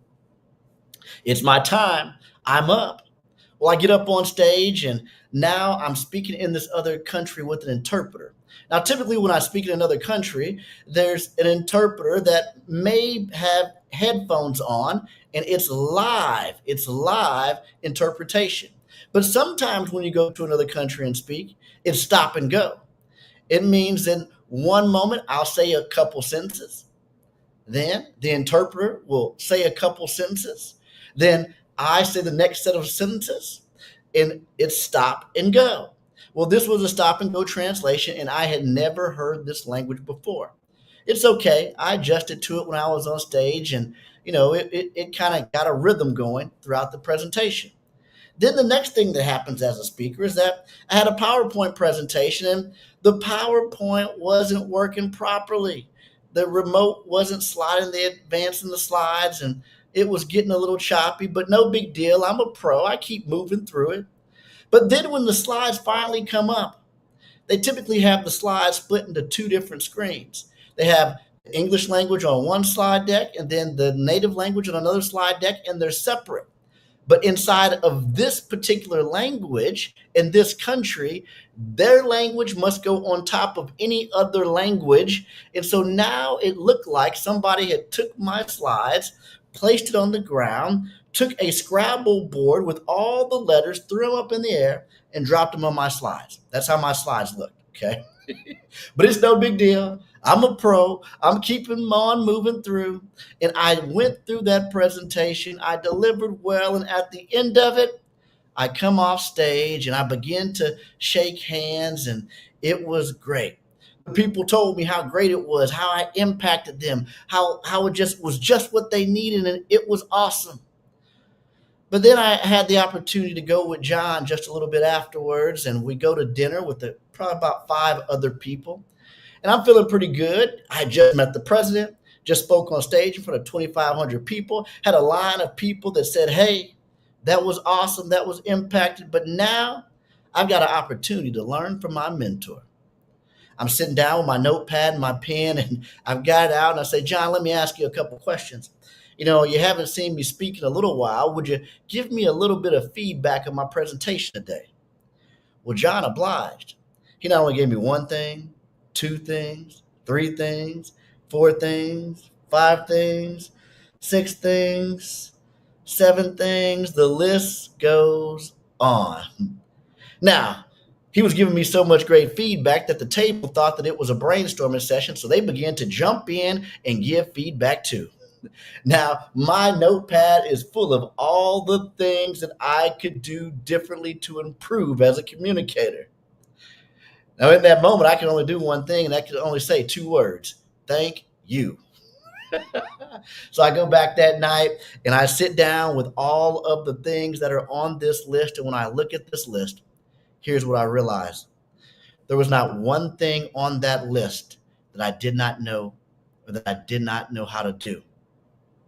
You see, but I had spoken so many times, I had done so many different things, and I have a gifting in that specific area that I had come to a secret place of satisfactory success. You see, I was drifting and I didn't even know it. Some of the basics that I could have done that I just didn't do. And I did not prepare for that presentation like I used to when I was going to go speak for the Chamber of Commerce for free, when I was going to go speak for a spaghetti dinner at the Rotary Club. I had prepared more for those than I did to go speak for 2,500 people on the other side of the planet. I was adrift. But you see, when you recognize that you're in the drift, you have a choice to do something about it. And what I realized is that every single time that I wanted to improve and go to a different area of my life, what I did was I have a framework that I followed to break complacency every single time. And it's a 7-step framework that I talk about in the book. And you need to pick up this book because I promise you it's going to add value to your life. But I'm going to give you the 7-step framework today. And here's what I'm going to do is I'm going to give you 5 questions that you can ask yourself. They're going to help you clarify your days even more. But let me give you the 7 steps. If you say, hey, Chris, you're talking about it. I just might be in a drift today. Chris, what can I do to come out of this drift? I'm going to give you the 7-step framework that's in the book. I'm telling you, it's a good book. It's a USA Today bestseller. Just hit the top list. It was a #1 new release in the largest personal growth category. You need to get this book. But here are the 7 steps. Number 1, clarity. You cannot have what you cannot see. It's the bottom of that. Number 1 is that you have to get crystal clear on what it is that you want. You have to get crystal clear on what it is that you want. You cannot have what you cannot see. So the first question that you have to ask yourself is, what do I want?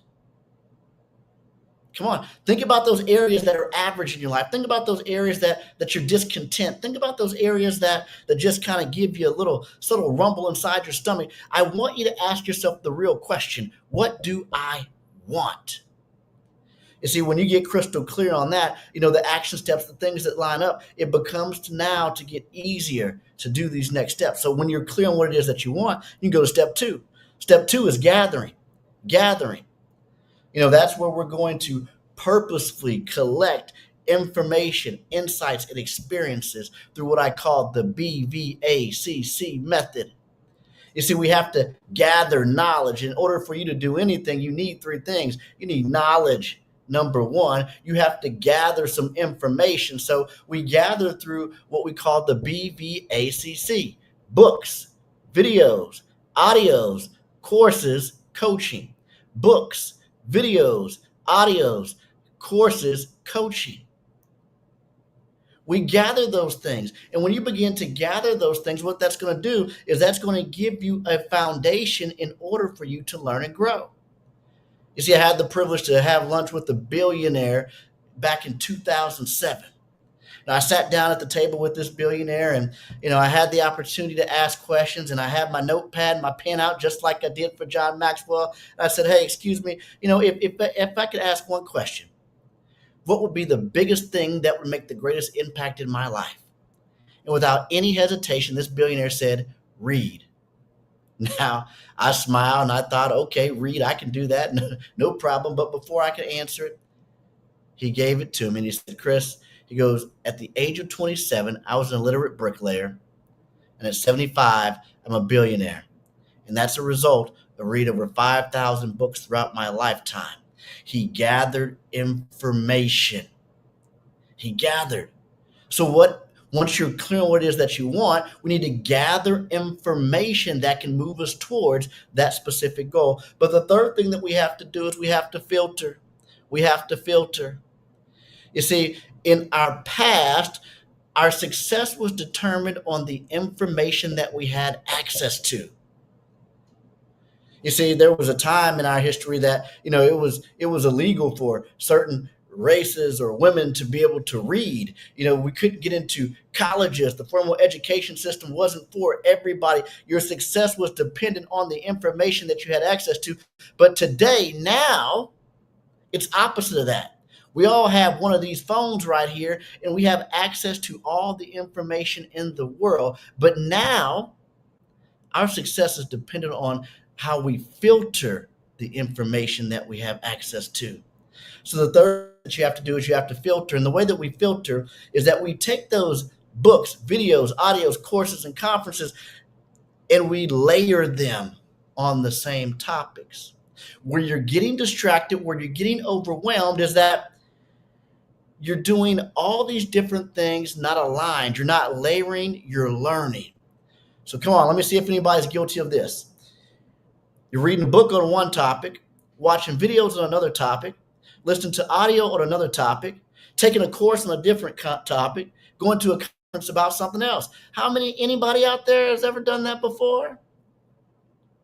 You see, but what happens when we line those things up, when we line up the books, we line up the videos, we line up the audios, we line up the courses, we line up the conferences, speed comes to the direction that you want to go. But you have to filter the information and layer your learning to go where you want to go.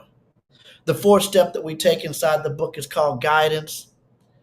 You see, there is somebody already doing what it is that you want to do. There is somebody that's already wrote a book about it. There's somebody that's already doing a course about it. There's somebody already out there. And I can tell you that the biggest difference in my life came as a result of mentors in my life. Now, again, we need three things. We need knowledge, we need coaching, and mentoring. You can go further. Come on, I got a balloon. So I got excited. Whatever the motion made that right there. Hey, StreamYard was excited about that. We can go further faster with guides in our life. Stop trying to do this alone. Whatever it is that you're trying to do, you don't have to do it alone. There's a guide that can help you get there. Now, the fifth step that you can take inside this process is relationships. This is why Kanisha is so excited about inviting you to the Live to Lead event that she's getting ready to host. This is why she's so excited about inviting you to Dallas to participate in the International Maxwell Conference. She's excited because she knows the power of relationships and what that can do for you. You need to get inside the room. This is good. This is a place of connection. This is a place of getting information. This is a place of learning. This is a place of learning from guys. But I'm telling you, there's something that happens when you get inside of a room and you get around like-minded people. Get inside the room. So we got to get around and find places where those like-minded people are. They're going the direction that we want to go. The sixth step that you have to take is action. You see, nothing happens. You turn plans into progress by consistently taking intentional steps that create momentum. Nothing happens till you take action. So I teach a 2-step mantra that will help you get going in any direction that you go. Because you say, Chris, I know what I want and I got a little information, but I just keep getting paralyzed because I just keep consuming this information. Well, hey, follow these directions right here. It's only 2 steps in order for you to move forward. Learn a little bit and do a little bit. Learn a little bit and do a little bit. Don't just sit back and continue to just learn. 2 hours, 57 minutes you've been on this thing right here. No, come on. You've learned a little bit today. It's time to go out and do a little bit today. Do not let this day go by saying, well, I'm going to relax for the rest of the day. I got in my personal growth. No, go out and do something with this that you learned today. The 7th step that you have to take if you want to continue to break this cycle is evaluation. You see, when you reflect on your progress through honest a self-assessment to stay aligned, stay focused, you'll move with forward movement. And when you take time to reflect, that's going to thrust you into greater clarity to put you back into the cycle again. You see, you can be, do, and have more. Complacency doesn't have to reside inside your life. You can break average. All of us, no matter what the circumstances look like. I'll close with this, but as I was in Cambodia, I had another conversation on a different trip in Cambodia with the Minister of Education. And the Minister of Education, he was sharing with me how he lives behind a rice field, is behind his home. And he says, the rice field is such a beautiful thing.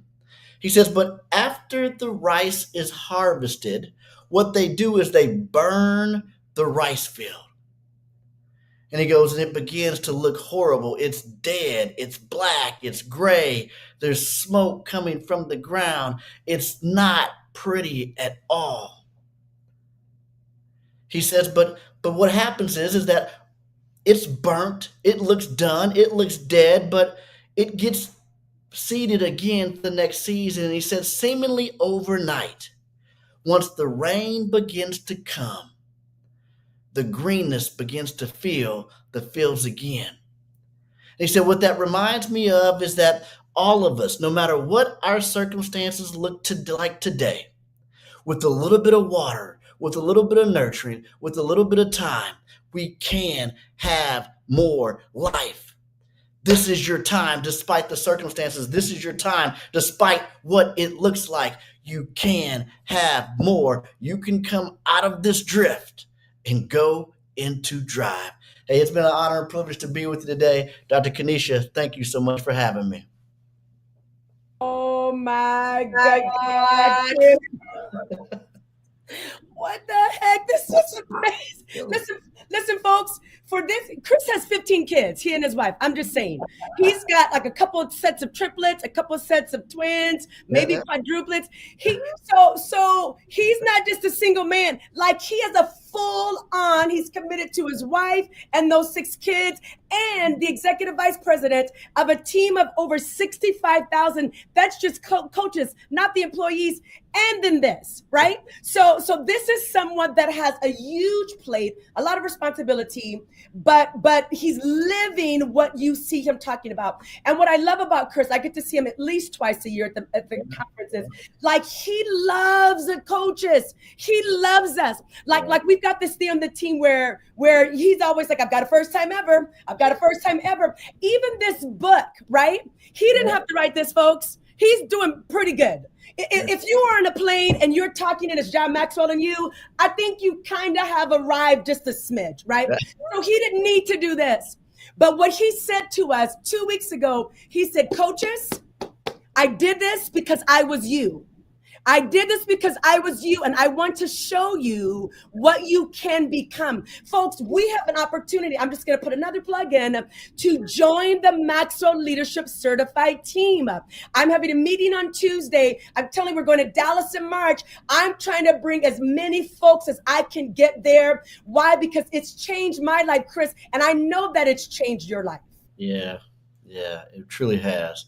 I mean, the life that I have today is a direct result of the community of Maxwell leadership, the opportunities that I've gotten, the learning, the mentorship. I mean, it is this 7-step cycle that I taught here today. Yeah. 100%. Yeah. Now, people may say, Kenesha, boy, you put in a lot of plugs. Is it free? Well, let me ask you this. When you got that weave, was that free? Let me ask you this. When you went on that Caribbean vacation, and that added some value that you needed. But when you came back, it was over. That weave can only stand, if you've got a good beautician, it could stay in, Chris, for 8 weeks if you get washes every 2 to 3 weeks, right? But then when you get the washes, you have to pay more. You have to buy the hair, which is several hundred. You've got to get it installed if you want it installed right. I would suggest sewed, not glued, but I love you anyway. If you, all of that, like you can spend a cool $1,500 on your hair, and that added value to what? I mean, you were cute. So yes, it costs money to join the team. Anything worthwhile, Papa John says it's up the hill, but it's worth it, folks. It's you get access to Chris. Literally, he's not pent up in his room. He is literally in the hallways, walking to people, talking to people, taking pictures. John Maxwell's walking through the hallway. You saw Marissa. She's like, these are real people that you can touch with your hands. We can sit at their feet literally and learn. So I'm gonna get thank you, Chris. I know you've got tons of things to do. I absolutely love you. I adore you. And yes, I've been on a little bit of a drift in some areas. And look, because I know, listen, Chris has 15 kids, 6, but 15. So if he can do it, so sometimes when we're in the same space, I see Chris and I go the other direction. I'm like, oh, snap. Right. I have no excuse. I'm single, no husband, and no kid. What the heck is my excuse? Right. Huh? What's my excuse?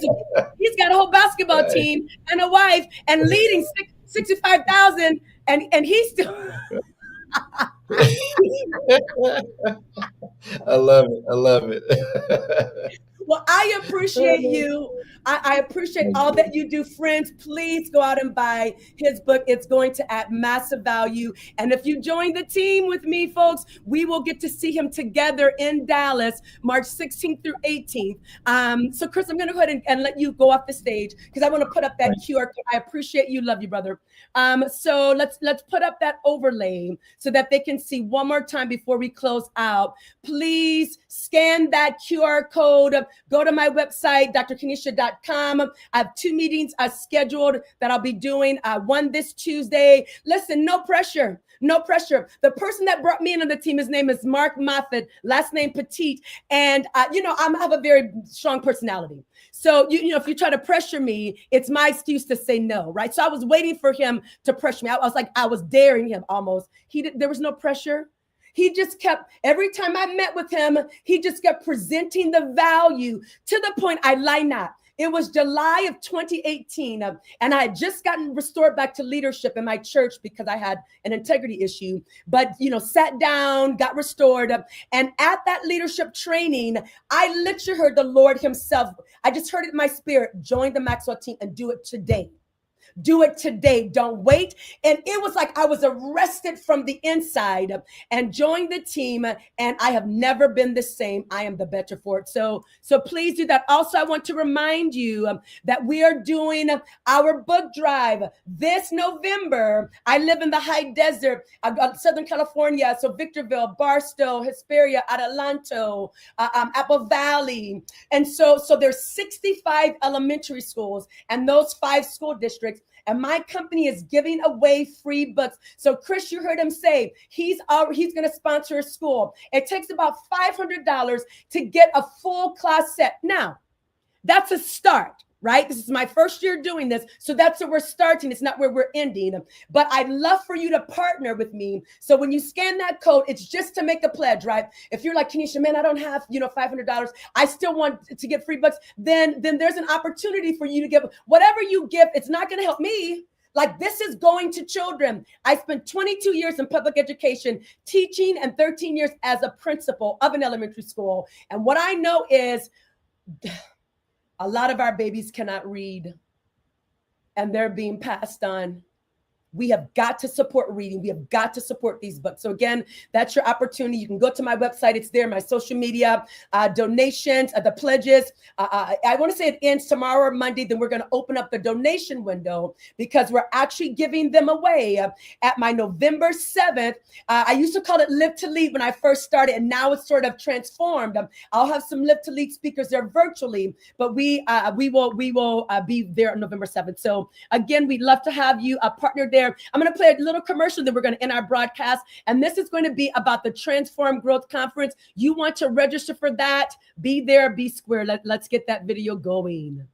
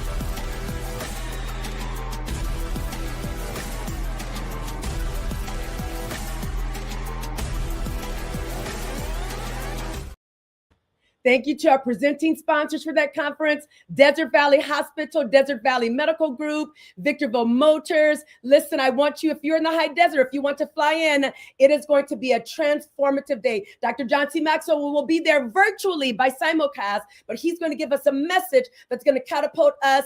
Listen, we've got to be in the room. We have to be in the room to grow, rubbing shoulders with other people that are intentional. Now, we've given you a lot of content on today. I mean, if you've been watching, you are full. I'm going to encourage you to pick one thing. Like, what's the one theme, the one message? It's what Chris Robinson talked about. And how can we stack that and integrate that so we can go in an aligned way forward? Please do not let today just be a good conference. That's not why I did this. I want you to be changed. I want you to be impacted, but then I want your actions to change so that you can help to change and influence this world. This is your girl, Dr. K. I absolutely love you. Listen, if you weren't able to watch the whole thing, it will be on my social media sites. It's free content. Share the news, spread the news, reach out to the speakers if you're interested in them. I believe they dropped their contact information there. I love y'all. That's my Southern coming out. Go out there. You change you, family, so you can go out and change the world. Let's be high road leaders. Let's be values-based leaders. Let's be leaders with integrity so that we can duplicate that in our world. This is your girl, Dr. K, signing off. I love you. God bless you. Bye until next time. I wonder if it was doing It's family time. I didn't know you were doing it. I thought you stopped. Because you're going to stay out here while I go in and introduce Marcus, right? America, it's time to grow, baby.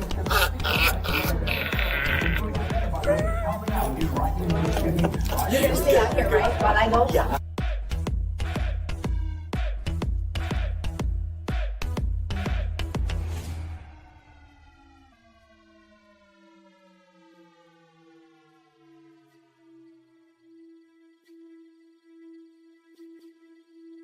I had it. I was going. Okay. America, do you want to know what just happened? I don't feel like I want to be in the land of growth. Because Rhonda Dennis, I just talked for 10 whole minutes, my best message ever. And we couldn't get her to just do one thing. Had she been in my last class, oh, well, she was in my last class yesterday. And I just taught about leadership. We couldn't get her to grow and know how to press record. So now I'm going to have to start another third video over because Friday, January 12th, 2024, and we are leaning into growth. But not only are we leaning, we're leaning way in because we want to be ignited, inspired, illuminated.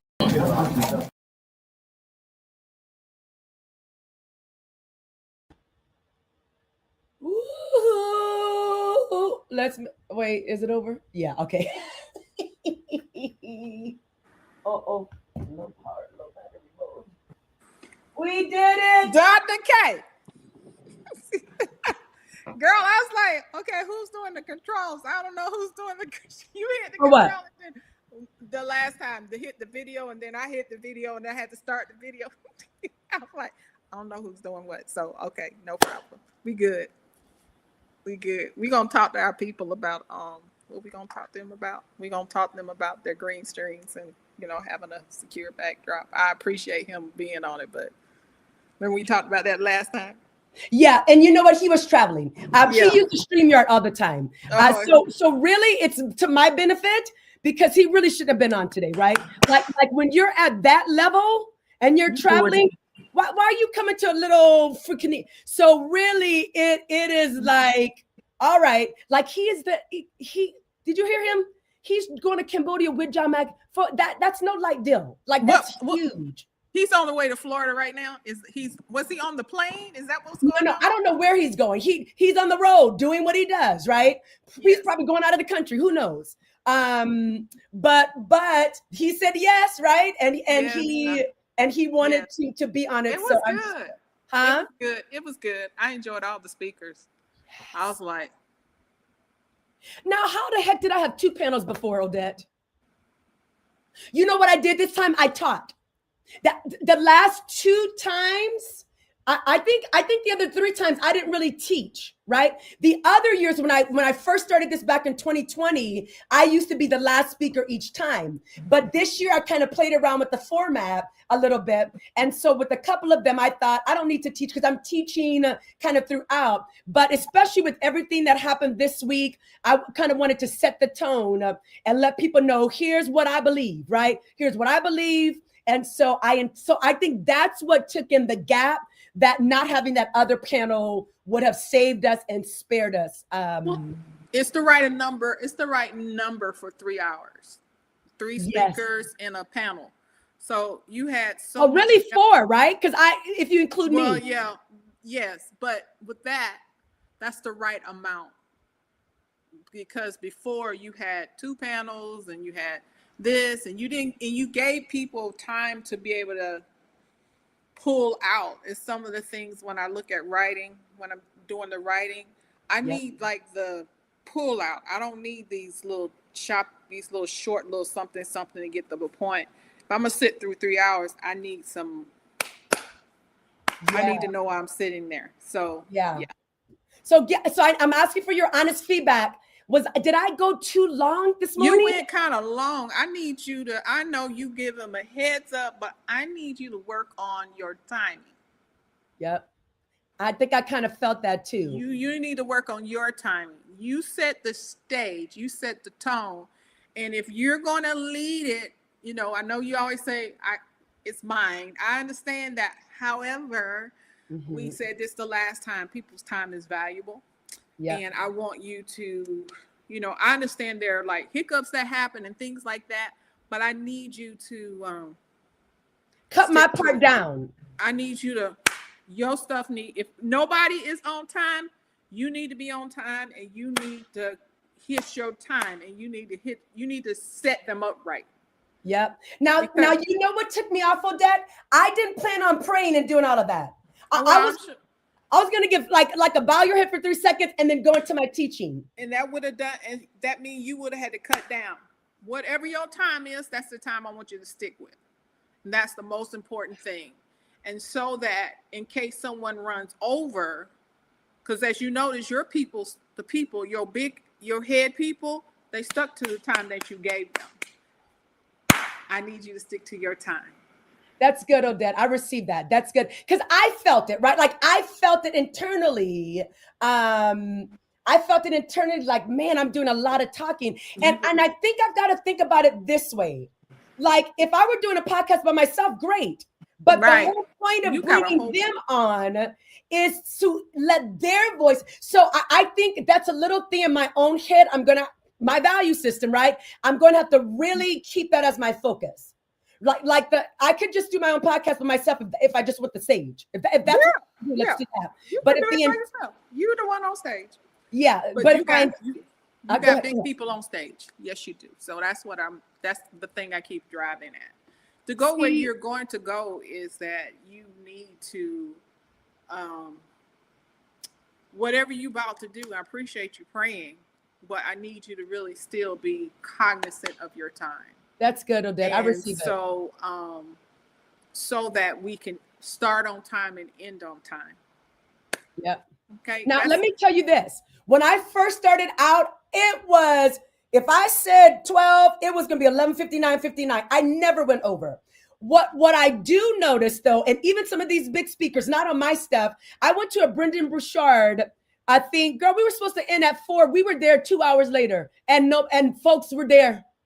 I understand that part. That's different. But you guys were in person, right? Oh, got it. Yep. That's different. Got it. When you in person, you're not going to leave the room. You may not leave the room, but when you're on one of these podcasts, you need to stick to time. That's good.